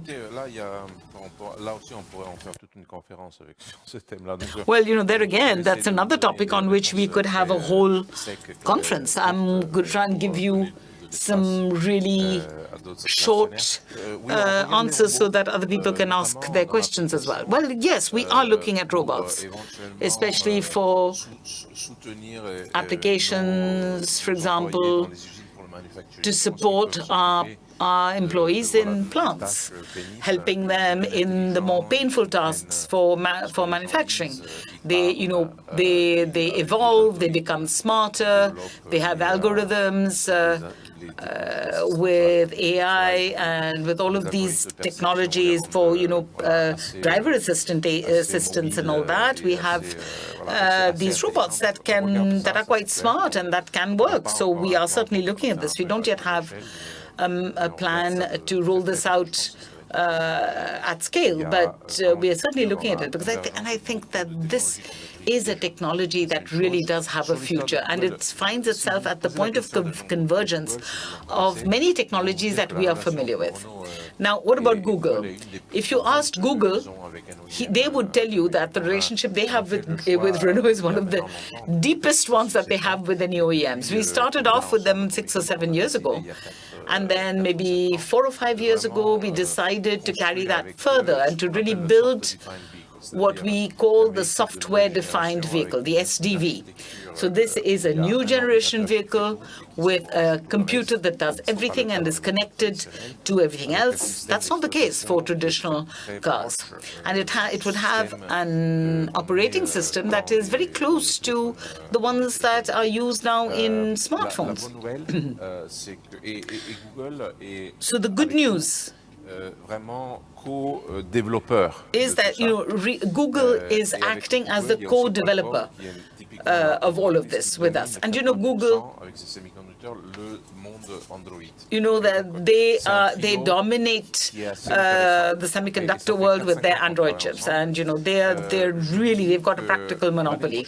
And we've been working together for years. And next year, for the Flexi van, which is going to be the very first vehicle to benefit from this, we don't really know what's going on. We're hearing some rumors and stuff, but we may be the very first European car maker to launch an SDV in Europe, a software-defined vehicle, in 2026. And that would position us, let me come back to the first point, that would bring us up to the same level as Tesla in terms of sophistication and the system software of the vehicle. So that brings me back to Tesla, your first question. So, a car like this has 150 million lines of code. So it's really a much more complex than an Airbus or anything like that, at least in terms of software. So a lot of work is being done on this right now, but we're quite confident, and we are following this little by little. And I think that if we do this, we will have really come close to the advantages that Tesla was able to bring to the automotive industry, and we'll be able to use it from a software point of view. Thank you very much.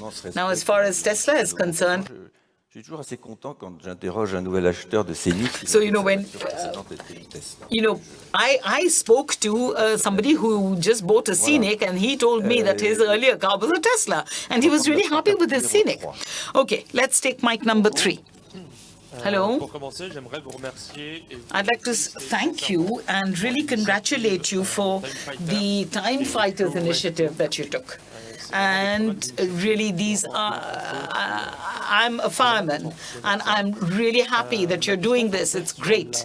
My question concerns our market share in India. Right now, we've got 2%. And how are you going to increase that between now and the end of the decade? Well, that's a great question. Thank you very much. Thank you for your thanks, first of all. You know, we love this kind of initiative, and we are going to carry out more of these, implement more of these on safety. Yesterday, I was in the Futurama garage yesterday, and, you know, we were, the firemen, I was told that firemen were giving us some really interesting ideas for future cars. And this information comes to us directly from the field. I think today in India we're at less than 2%. I think we're at even less than 1% today. But I think that what we are paying for today is the fact that we delayed in renewing our lineup so much. 4 or 5 years, we decided to put, we thought we would put 25 models into the oven, but our oven was too small and we didn't have enough money to buy a bigger oven. So we decided to start with European markets because we needed to refocus the offer of Renault, and these were the countries where we could earn money, and we consciously took a decision to put off things like Alpine and international development. But now we're coming to that time.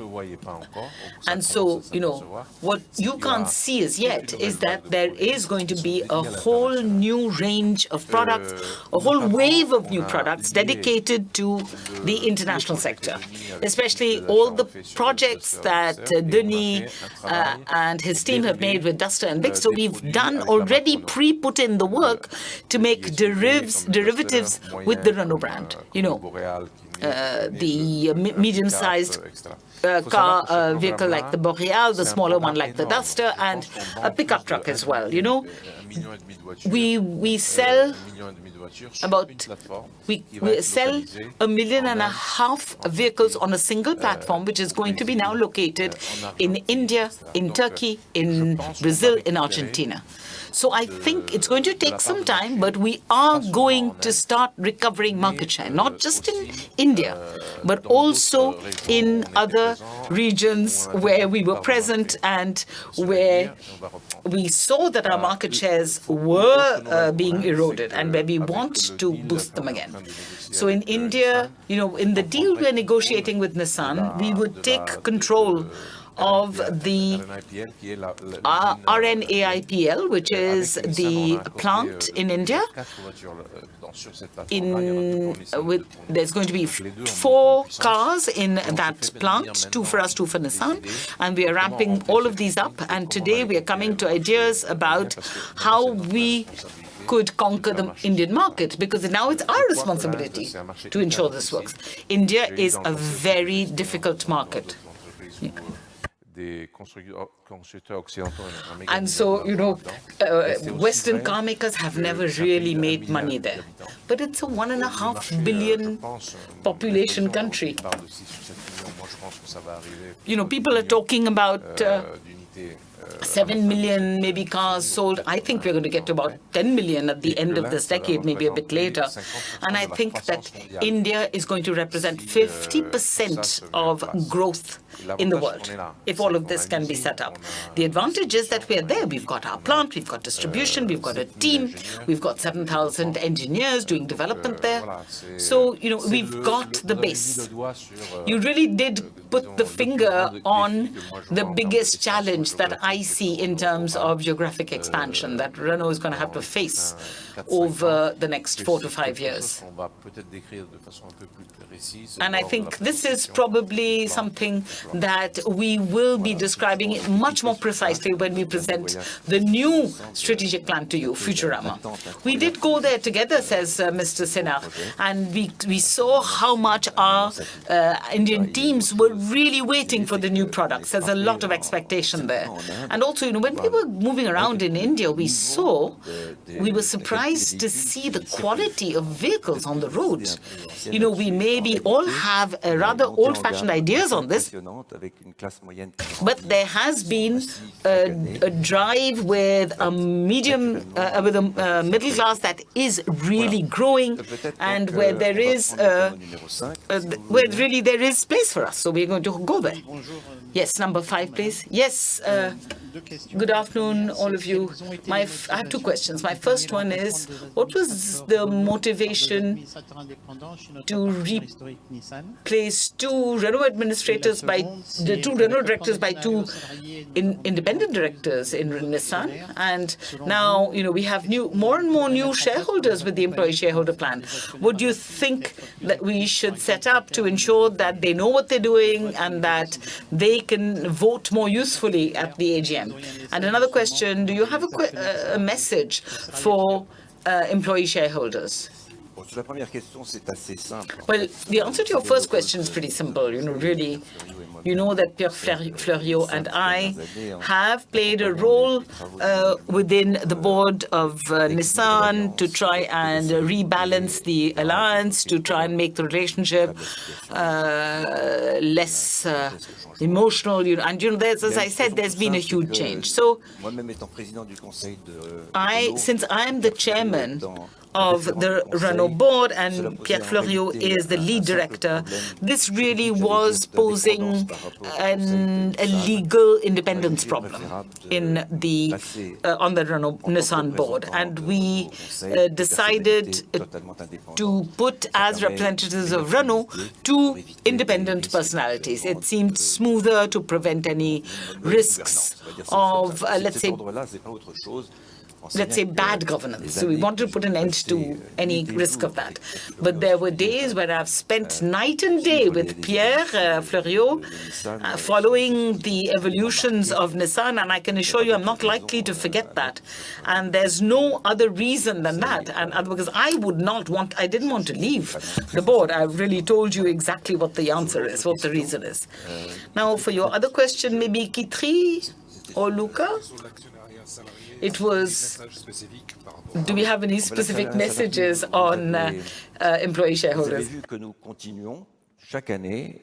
So, as you've seen, every year we're going further. Today we stand at 5 to 5.5%, and we're really happy about this level of shares held by employees. We want to go up to 10. So we're going to push this every year. It really does demand a lot of work. It's not free, this program. It takes a lot of work and quite a lot of money. But if we want to walk the talk, we're talking about sustainable capitalism, and so we have to do what needs to be done. And so people, sometimes you get to a sort of landing at 8 to 9% because there's renewals, there's people who sell their shares, etc. And so every time, as you're getting closer to the objective, you have to really push. But I want all employees to be reassured about this. This is a program that is extremely dear to our hearts. And I think really, Luca will confirm me, we're not going to change this. We're going to carry on. And if we can get up to 10, that's great. And in fact, if we can go even further, that would be even better. But it's not easy. I hope I've answered your question. Maybe we can take question number 4 now. Bonjour madame, bonjour messieurs. Donc Patrick Habert. Good afternoon, everyone. I was recruited by Renault just 300 meters away from here in 1990. And so I was one of the first shareholders of Renault. So I've really been able to measure the progress that the company has made from inside the company. And I can see what level of excellence that we have reached today. However, I was rather surprised to not see, among all the wonderful presentations you made to us, I did not hear the word hydrogen. And I don't really understand this because right up to recently, we really expected this to be splashed all over the media with all these fields of white hydrogen that we can find all over France, and I thought we were going to be the world champion of this energy. So I read in the press that we've had some problems with Hyvea, I think, the subsidiary, which I think now is being closed down. And when you talked about Futurama, so what's going to happen? You didn't mention hydrogen when you talked about Futurama. So is hydrogen still up and running or not? Okay. You're quite right for Hyvea. We stopped this joint venture that we had with Plug because we saw really quite clearly that it wasn't working. Technically, it worked, but financially, it was very complicated because when you talk about hydrogen, you have to look at two things in the problem. First of all, the product and then the infrastructure to distribute the product. Look how difficult it is to charge electric cars, whereas electricity is all over the place. For hydrogen, you would have to build a whole parallel infrastructure. And today, we are not even capable of structuring the grid that already exists and having the charging points that we need. So really, we could see that we were undergoing losses. Now, this is really part of the mindset of innovation. You try out 5 things. You know that just a couple are going to work, but you've got to be bold enough and daring enough to stop the things that aren't working. This doesn't mean that hydrogen will never work. I think it will work, but it won't work for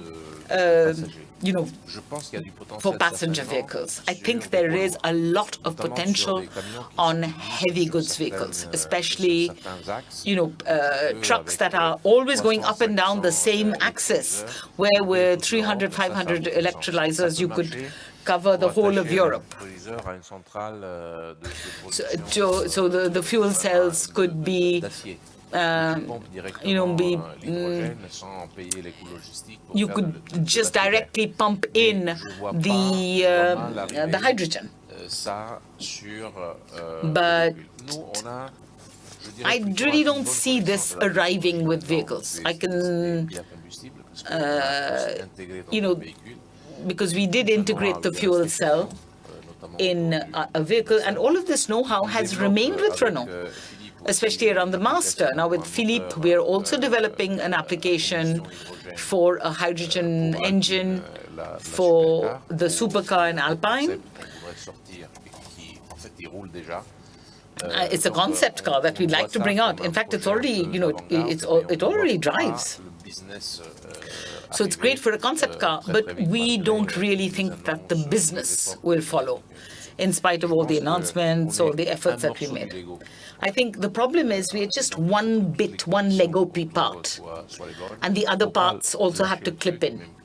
So, we can't give in, we can't, we're not going to give up on it. But in our sector, for just light vehicles, I think over the next 4 or 5 years, there's solutions that are much easier, even for our customers. Thank you very much, Luca. Let's go to 6 now, if you don't mind. Oui, bonjour, madame et messieurs. Tous les constructeurs. Now, ladies and gentlemen, all car makers up to the 1990s or so had a coupe cabriolet, which women enjoyed. And you had the Megane coupe cabriolet. And now from the 2000s onwards, all car makers have stopped making coupe cabriolets or convertibles. So, now really, my wife is looking for a new car. There are some Germans that have cars that are above 100,000 euros, but there are no convertibles that are below 50,000 euros. Why is that? Why did everybody stop making these? And do you think that Renault would be able to make one? And you may And of course, we had this convertible with a totally opening roof, which was amazing. I think that was Volkswagen. Okay, now answer. Why are car makers no longer making these cars? Simply because there's not enough demand. It's quite logical. You have to admit, there's really not much demand for this. You know, at the time, I was working for Volkswagen when we were selling the EOS, which I think nobody's ever heard of. I think we sold just 22 of those cars. Now, to reassure your wife, I would say that, let's say, in a year and a half, Philippe, little longer, 2 years, you will be able to buy a beautiful A110 convertible, which was certainly going to be the most interesting one on the market. And it's electric. There's going to be no engine noise. You can hear just the wind, and it's going to go really fast. It's going to be amazing. Okay, so you can go home with a smile. That's amazing. That's really good. Peut-être alors je vais passer de l'autre côté au panneau numéro 1 si vous Okay, let's go to mic number 1, please. Bonsoir à tous.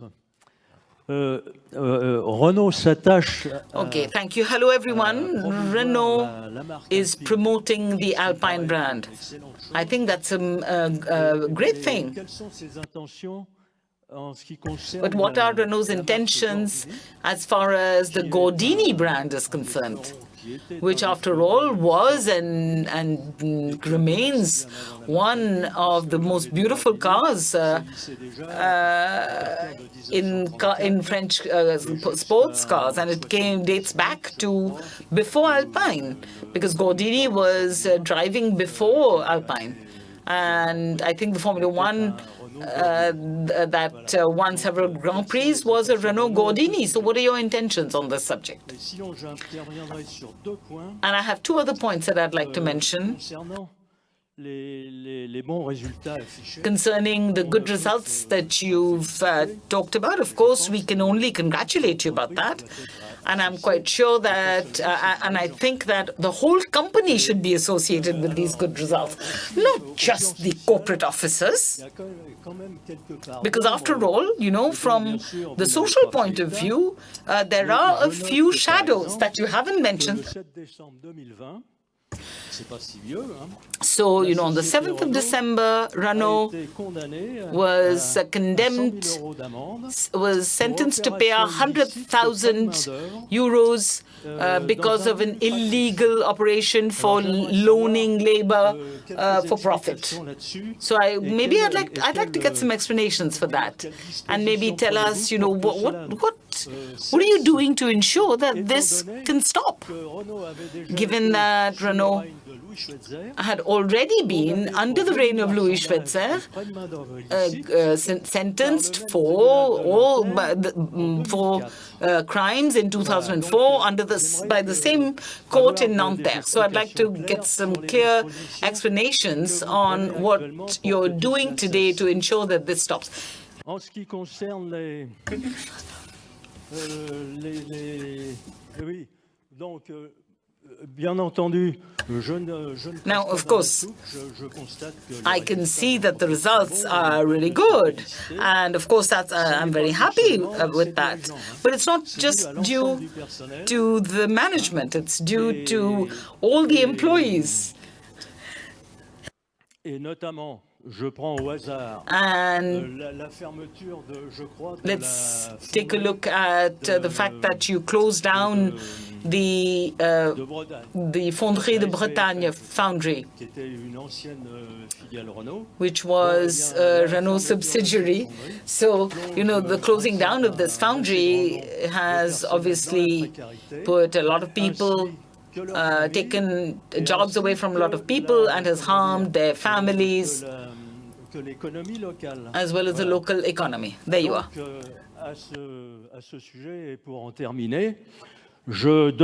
So I would like to ask shareholders to take account of the fact that obviously it's not the role of the AGM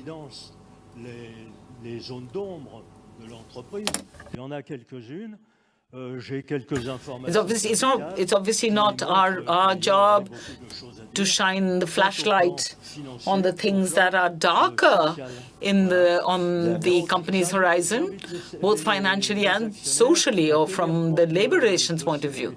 So I'd like to ask the AGM to take that into consideration when they vote on the employees, the managers' salaries. I would like their salaries to evolve in the same way as the employees' wages go up, and we'd see a big difference there. Thank you very much. And don't take this as a personal attack. It is a general speech. This is not for you or for the CEO, because I know that you are both very respectable people, and that I like.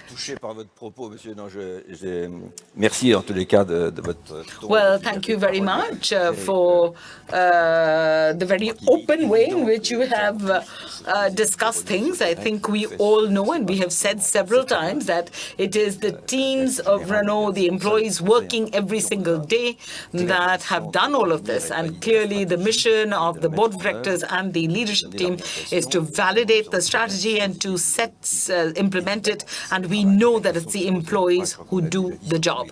And I think the question has been dealt with several times. Now, for the labor problems and the Fonderie de Bretagne that you were talking about, the teams have not at all been left to themselves, as you said, because the Rennes court has just agreed that this Fonderie could be rebought by a purchaser who can diversify its production. You know that the problem is that there is very little demand in the world for foundries. So, apparently the buyer has some prospects for the manufacturing of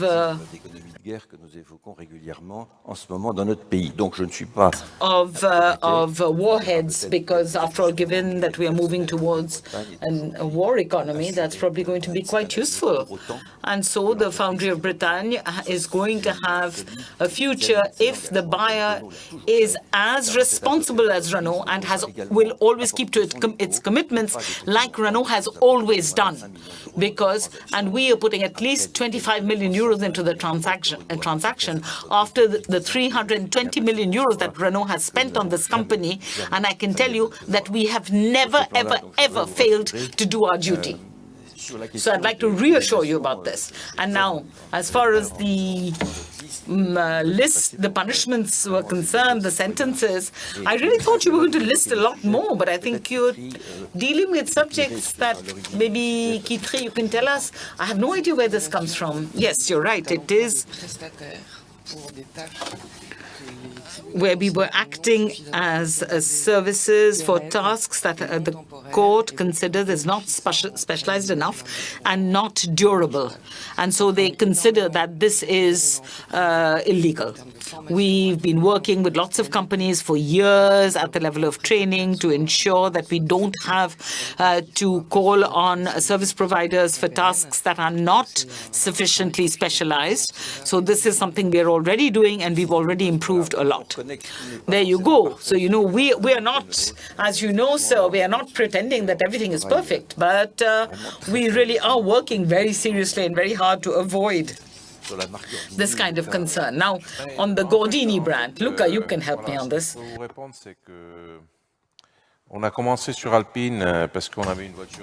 Okay. I think what I can tell you about Gordini is we started with Alpine because we already had a car that we could sell, the Berlinette. So we built back the brand on that car. We can't do everything at the same time.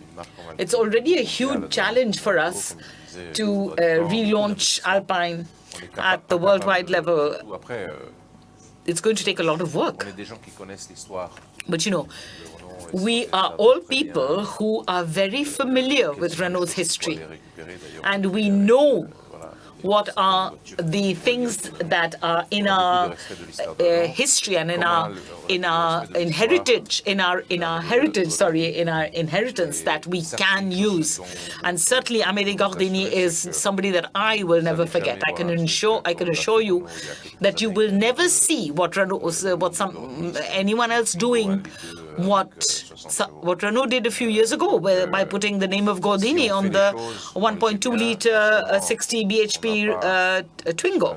So we don't have the resources or the strategic opportunity to do everything at the same time. We started with Alpine, and if other ideas come out, we will only do them if we can do them well, because we do not want Amedeo to turn in his grave. Thank you very much for all your questions. Okay, we'll take maybe one last question.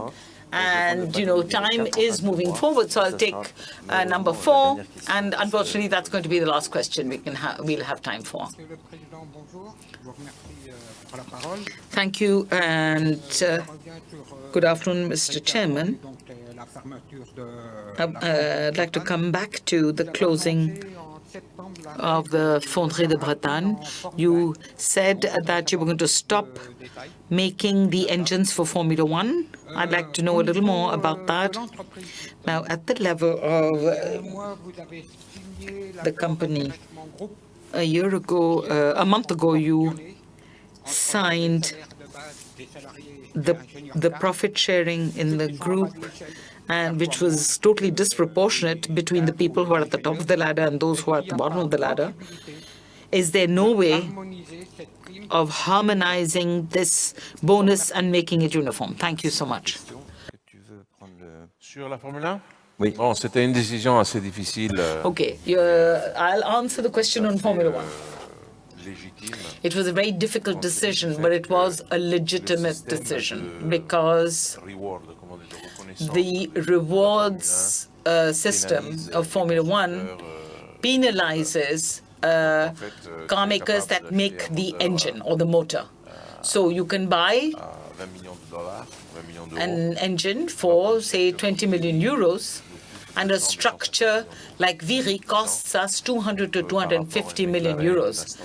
And for 10 years, compared to Williams or McLaren or Haas, we've had a huge cost gap of about 200 million euros per year. So I'm a fan of Formula 1 and competition, but in this situation, I can't think like a Formula 1 fan. I have to think like the responsible CEO. I have to think about the money that the company can generate and the proper use of its capital.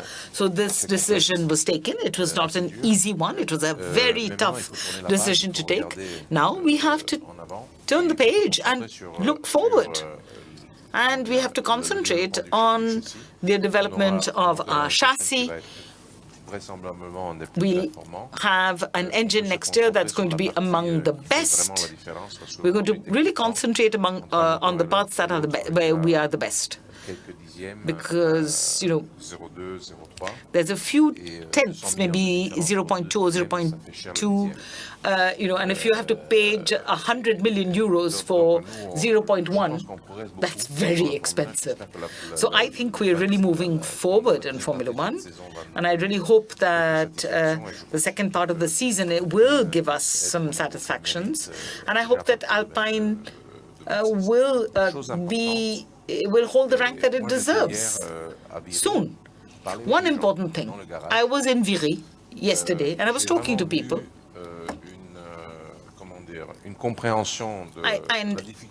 I think that people had a total understanding of how difficult that decision was to take. But they also understand what we're doing with Viry. Because Philippe Krief and I are making Viry into a very, very high technology center. Donc, on parle, comme je disais dans le discours, de cutting-edge technology center. So, I told you it's about technology for batteries, for, motors, engines, for the supercar, power electronics, all of this. We want Viry to become the PhD center for the engineering of Renault, and that any young engineer coming out of the school would dream of getting a job there. So for Formula One, but also really for high technology, modern technology. So yesterday I really felt that we had left the controversies and the backbiting and the pain behind. And the team understands that this project is going to give them much more durability. Because you know what competition is like. Motorsports is really difficult. Like in the past, we may decide one day to just pull out, no longer take part in it, because the CEO at the time, who is in charge of that, don't understand Formula One. They think it's a waste of time and money. But this turn that we've taken for Viry, I'm really proud of it. And it's going to install them, it's going to make them durable and sustainable. I came out of there really motivated. I'm really going to do all we can to ensure that we can do high-level engineering in Renault there. Because as I said at the beginning, we've got to hoist ourselves up into the final of Champions League, and for that we need very good technology. And Viry is going to play a really important role for us. Thank you very much, Luca, for the first part of your question. I did hear your suggestion. These are subjects that the group has been discussing for many years. We have a labor dialogue that I think is of very high quality.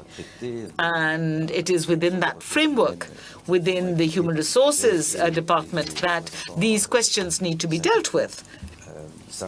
So, and I think the people who deal with this know what they're doing.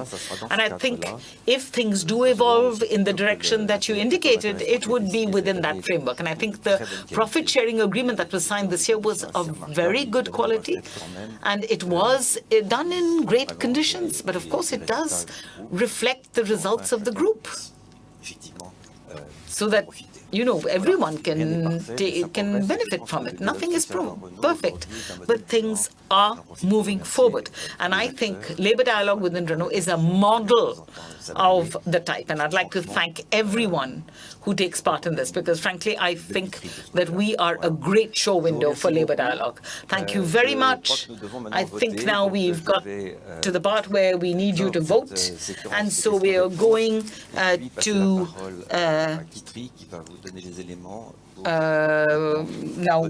I'm going to give the floor to Quitterie, who will give you the right elements to vote on.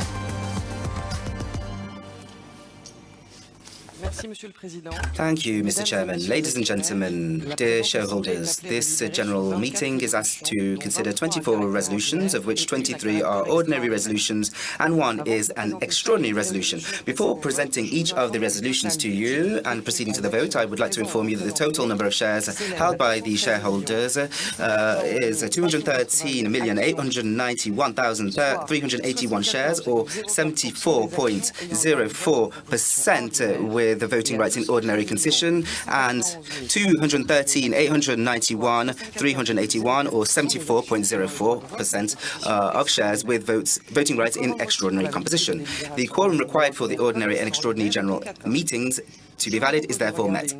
Here is a video presentation of how the voting devices work. Mesdames et messieurs les actionnaires, le boîtier qui vous a été remis à l'issue de l'émargement est strictement personnel. Le nombre de voix que vous détenez et ou représentez est chargé dans le boîtier et affiché sur son écran.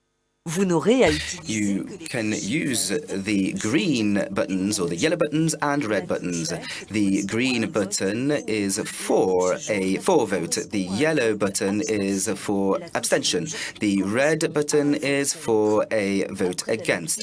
After reading each of the resolutions, you will immediately move to the vote and the vote will be opened. At this time, you will see on the rectangular screen screen the countdown and the number of seconds that you have to make your vote. Once this countdown hits 0, it will explain to you that the vote is closed, and at that point you will no longer be able to vote. The display of the results will be shown on the screen a few moments after the vote has closed.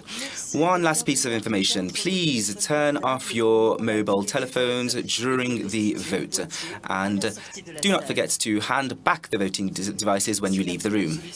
If there are no requests for explanations, we will proceed to the vote of the resolutions. Let's start with the ordinary resolutions. The purpose of the first resolution is to approve the financial statements for the year ended 2024, showing a profit of €780,719,555.36. I would remind you that this concerns the results of Renault SA and not the consolidated results of the Renault Group, which are subject of the following resolution. The vote is open.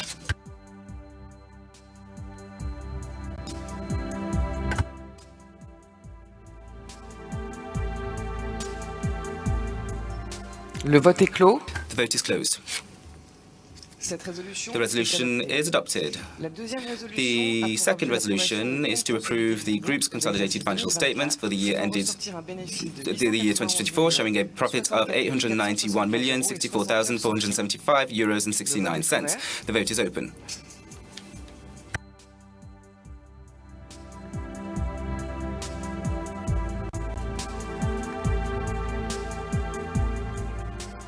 Le vote est clos. The vote is closed.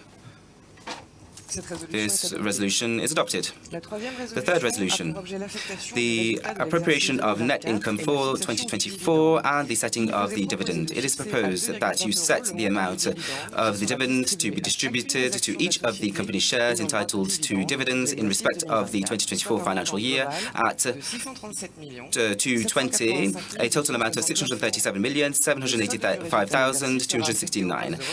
The balance of the profit for the year will be allocated to retained earnings, bringing the balance to €10,466,369,314.66. The vote is open.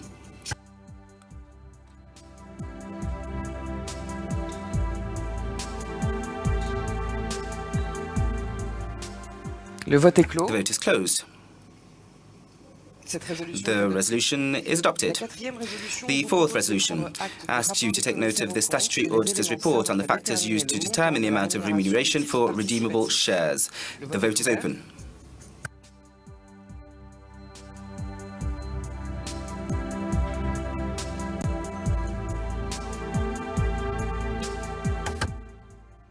Le vote est clos. The vote is closed. This resolution is adopted.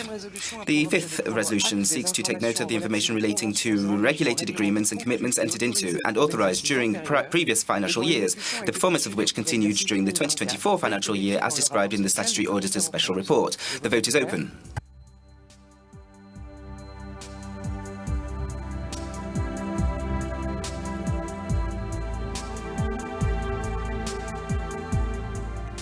Le vote est clos. The vote is closed.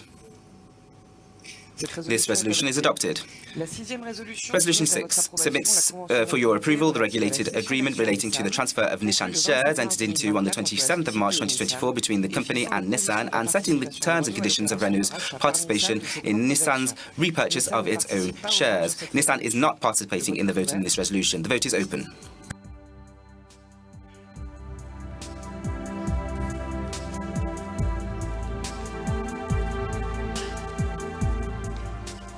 Le vote est clos. The vote is closed.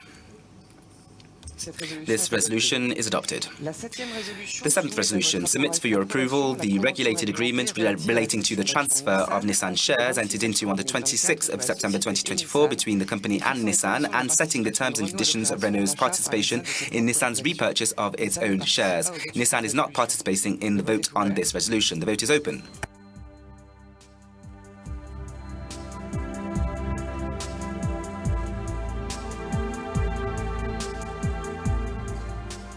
Le vote est clos. The vote is closed. This resolution is adopted.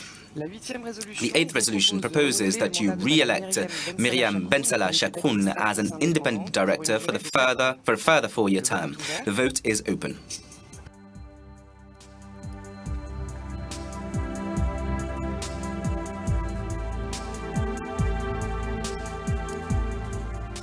Le vote est clos. The vote is closed. This resolution is adopted. The ninth resolution proposes that you re-elect Bernard Delpit as an independent director for a further 4-year term. The vote is open.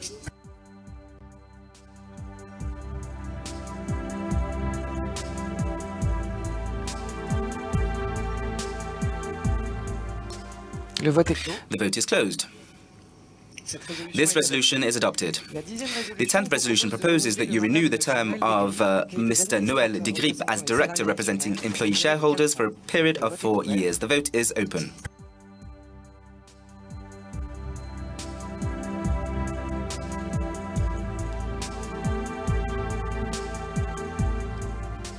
Le vote est clos. The vote is closed.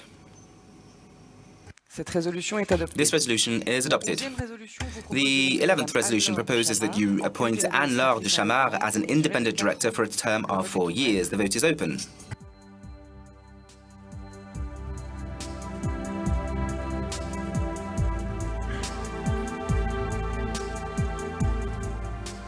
Le vote est clos. The vote is closed.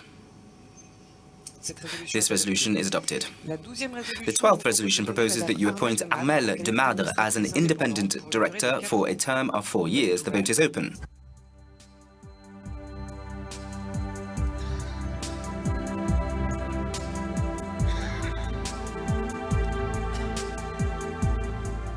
Le vote est clos. The vote is closed. This resolution is adopted. The 13th resolution proposes that you appoint Constante Maréchal Dereux as director for a term of 4 years on the recommendation of the French state. The vote is open.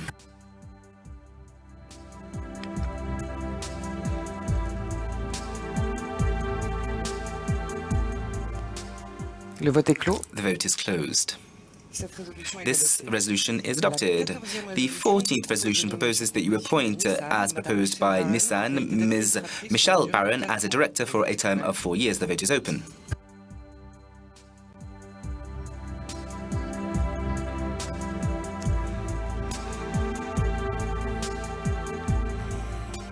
Le vote est clos. The vote is closed. This resolution is adopted. The 15th resolution proposes that you appoint, on Nissan's proposal, Mr.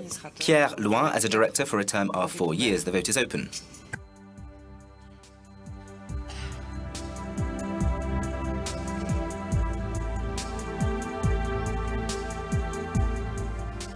Le vote est clos. The vote is closed.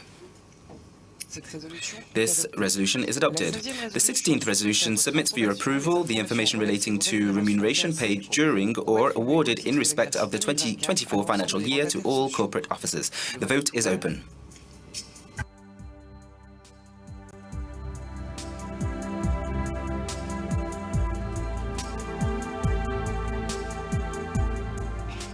Le vote est clos. The vote is closed. This resolution is adopted. The 17th resolution submits for your approval the remuneration paid during or awarded in respect of the 2024 financial year to Mr. Jean-Dominique Senard, Chairman of the Board of Directors. The vote is open.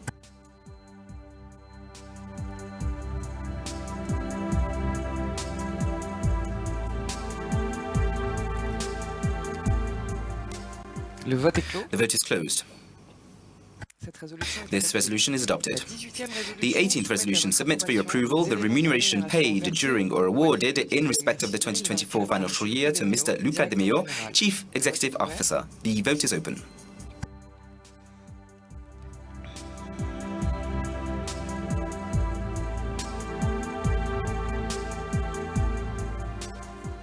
Le vote est clos. The vote is closed. The resolution is adopted. The 19th resolution is to approve the remuneration policy for the Chairman of the Board of Directors for 2025. The vote is open.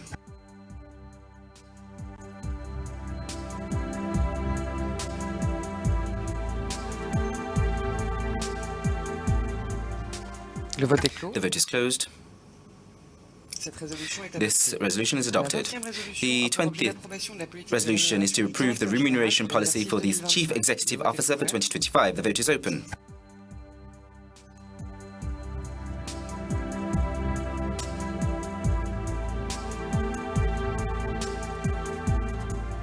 Le vote est clos. The vote is closed. This resolution is adopted. The 21st resolution seeks to approve the director's remuneration policy for the 2025 financial year. The vote is open.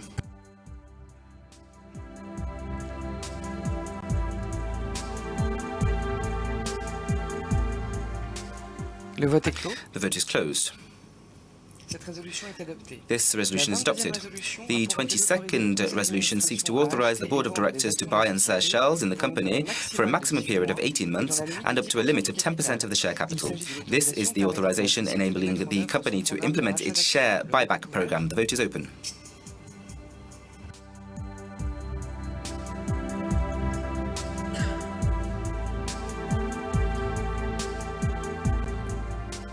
Le vote est clos. The vote is closed. This resolution is adopted.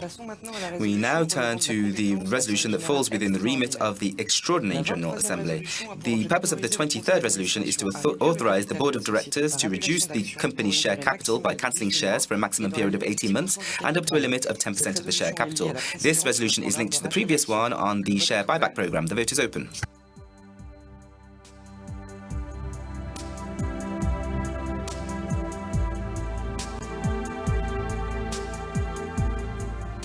Le vote est clos. The vote is closed. This resolution is adopted. Lastly, the 24th resolution grants the necessary powers to carry out the legal formalities required at the close of this general meeting. The vote is open.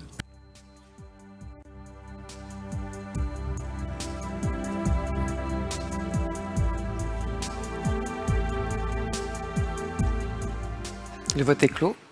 The vote is closed. This resolution is adopted. All resolutions were put to the vote. Detailed voting results will be posted on the company's website.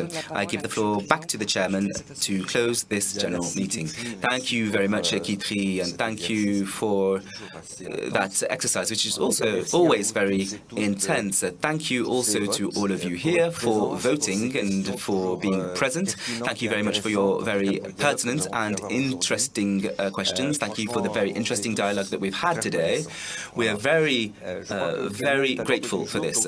Now, we are near the end of this day, and I would like to close this AGM by expressing my total gratitude. Thank you very much.